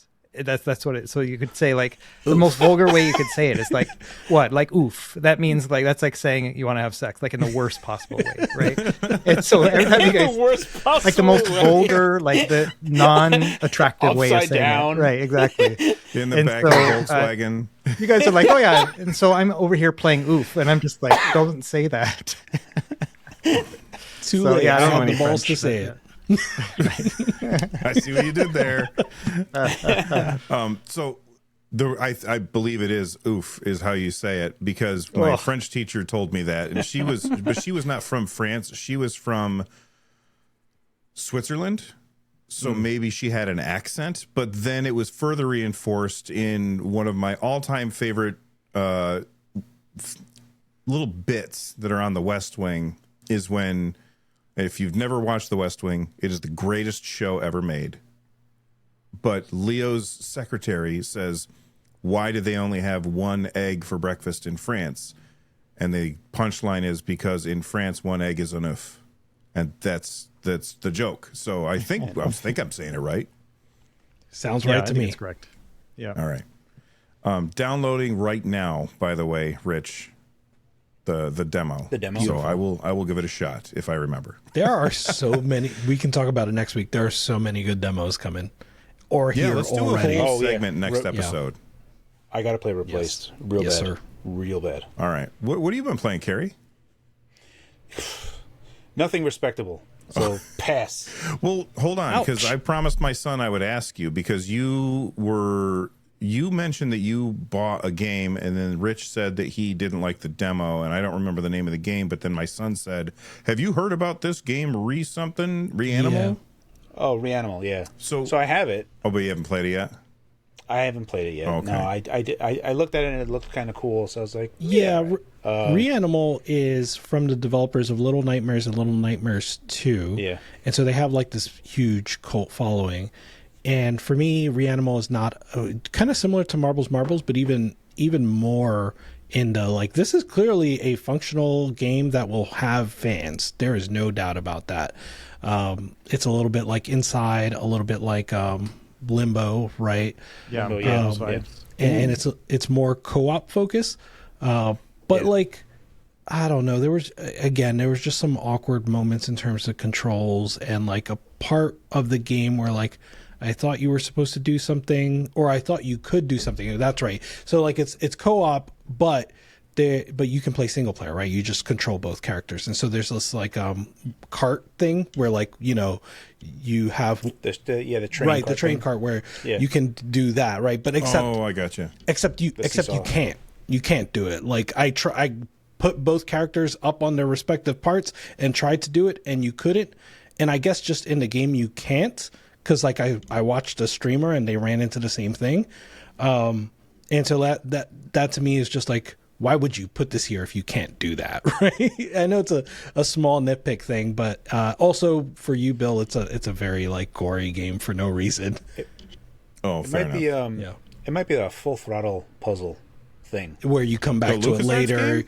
you stick Yeah. a MacGuffin in the thing, and then all of Oh. a sudden you can use it. Yeah, Yeah, it's like there's a chain link thing, Yeah. and you pull on it, and the thing opens up, and then you try to walk over to it, and it falls, and it turns out you're supposed to use the padlock on the chain, and instead of using the chain to go through the thing, you just use the chain to climb up the chain and then go over. And it's like, oh, okay, that's a different way to do it, but you're so focused on going through the door that Right. it's like, just you have this thing that you could just hoist yourself Right. up. Can we get another full maybe it's like throttle one of those. game for crying out loud? that'd be nice. I would love another. Like, I would. I talked earlier about Konami using their IP and stuff. I would love it. I don't know if you guys have ever played any Wadjet Eye games. He makes point and click adventure games. He has talk about pedigree for like making point and click adventure games of like the yesteryear. I would love for him to get King's Quest, Space Quest. Like, Microsoft has all these IPs, and they're just like, here's like $1 million. This means nothing to us. Make a game, and maybe 5 people will play it, but it'll be awesome. And I would love that. That's yes, I would love a Double Fine game adventure game, but they no one plays them anymore, so That's true. they don't make them. Russ, what have you been playing, man? So I've been playing the Steam catalog, Steam store front page for a while now. Like the past week, I bought a bunch of games because there's just like finally there are sales for games I've been waiting for. So Black Myth Wukong finally went on sale down to $45. That was like, all right, that's a price point that I'm willing to pay for. So I bought that. Still haven't played it. Lego Horizon Adventures went down to I think 20, maybe 25. I bought Mio, Memories in Orbit, so I haven't played that one yet. Doom the Dark Ages was on sale for like $24, I think. So I bought that. Wow. Again, a Game Pass game that like I felt like I once it got to a threshold, I would buy it anyway. And then I got hyped up about that Metal Gear stuff, so I bought the Master Collection Volume 1 yesterday because it's on sale for $42. And so I don't know, I'm thinking about jumping back into Metal Gear Solid 1 and 2. But otherwise, the only game I've actually been playing has been Spider-Man, Marvel Spider-Man again. Just because it bothers me. Like, I waited for Miles Morales and then Spider-Man 2 to go down on sale. I'm like, all right, those are good prices. But I won't play them until I finish the first one. And it's been so many years at this point. I'm just like, I got to get through this, The thing is, that type of game is not like it's a Grand Theft Auto style game for me where it's just quest after quest. Right. and I have a hard time with those games. And if the other games are going to be like that too, why am I so excited to play them? That's what I keep thinking to myself. If I have to push myself to play the first one, what's going to make the other ones better? It's just going to be the same thing, And so, Because of Spider-Man. yeah, I know. Spider-Man. I love Spider-Man. I mean, maybe Morbius will show up. He's a Spider-Man villain. So It's more about time. It's morbid anyway, time. yeah. So it's just one of those things where, I've thought about like trying to get through this, and I sat down last night and I was like, I'm gonna get through this, and I made it like 30 minutes. I was like, all right, we're done here, And I don't know, maybe it's just not a game for me. That's fair enough. Yeah. I feel like every time someone says it's Morbin time, the value of Russ's comic books go down even further. Just further Oh, I'm sorry, Russ. I'll never say it again.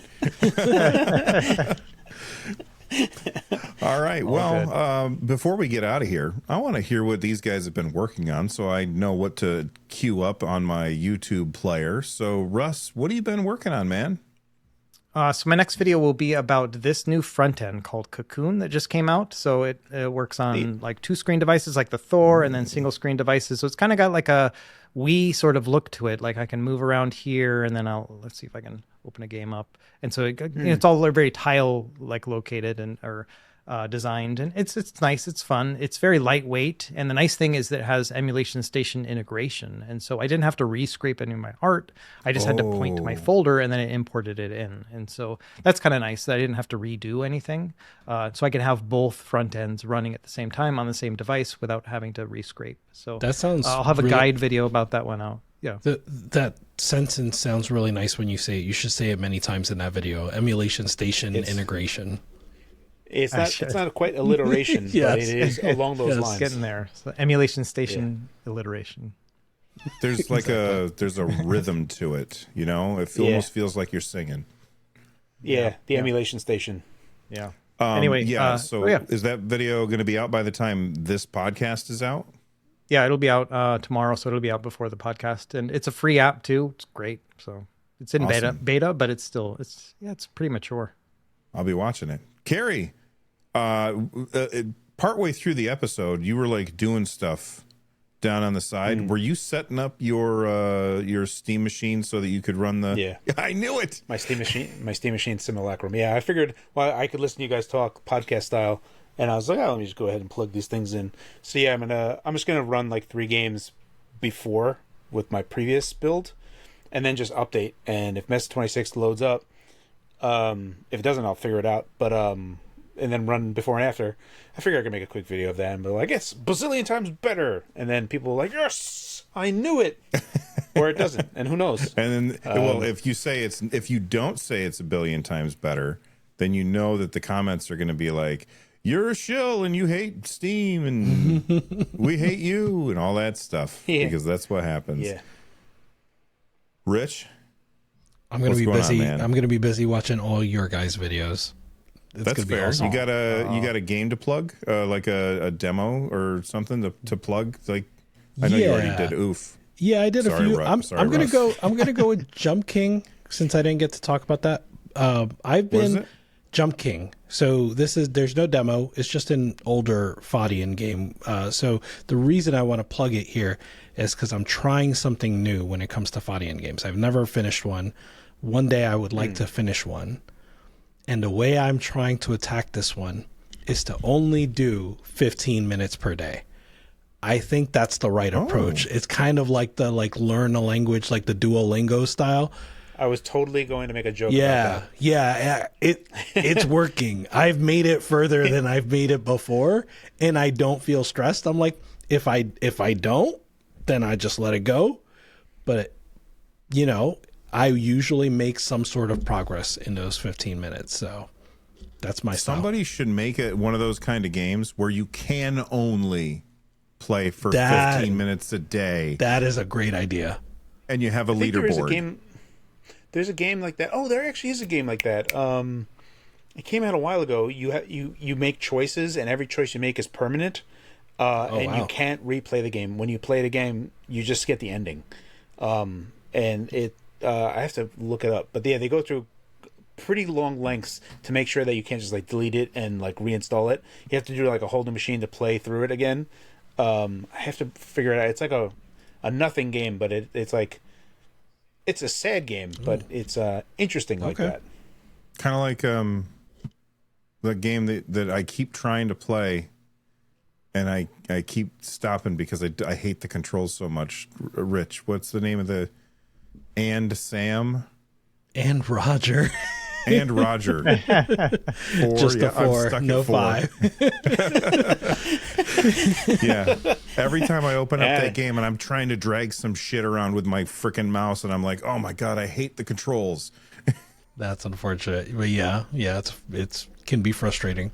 Yeah. All right. Well, that's going to do it for today's episode of the NerdNest podcast. Thank you guys for hanging out and watching with us. I had a ton of fun talking to these guys. As Carrie says every week, Fridays are awesome, and mostly it's because of this. You guys are just awesome to talk to, and thank you everybody for watching or listening wherever you are. If you're listening on your favorite podcast player, rate us. Head to everybody's YouTube channel and subscribe. If you're watching this on YouTube, just click the subscribe button below. All these guys' channels will pop up, and then you can subscribe to them individually. And one last thing that I will say, I've made, this was a request that somebody made, is that I make a clips channel, because they said, this is what they said: I don't have the attention span for a 2-hour episode. So if you could break it up into smaller pieces and put it on a clips channel, well, that's what I did.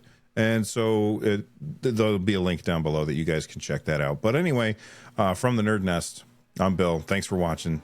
Stay rad. Bye-bye, everybody. You guys. See you guys.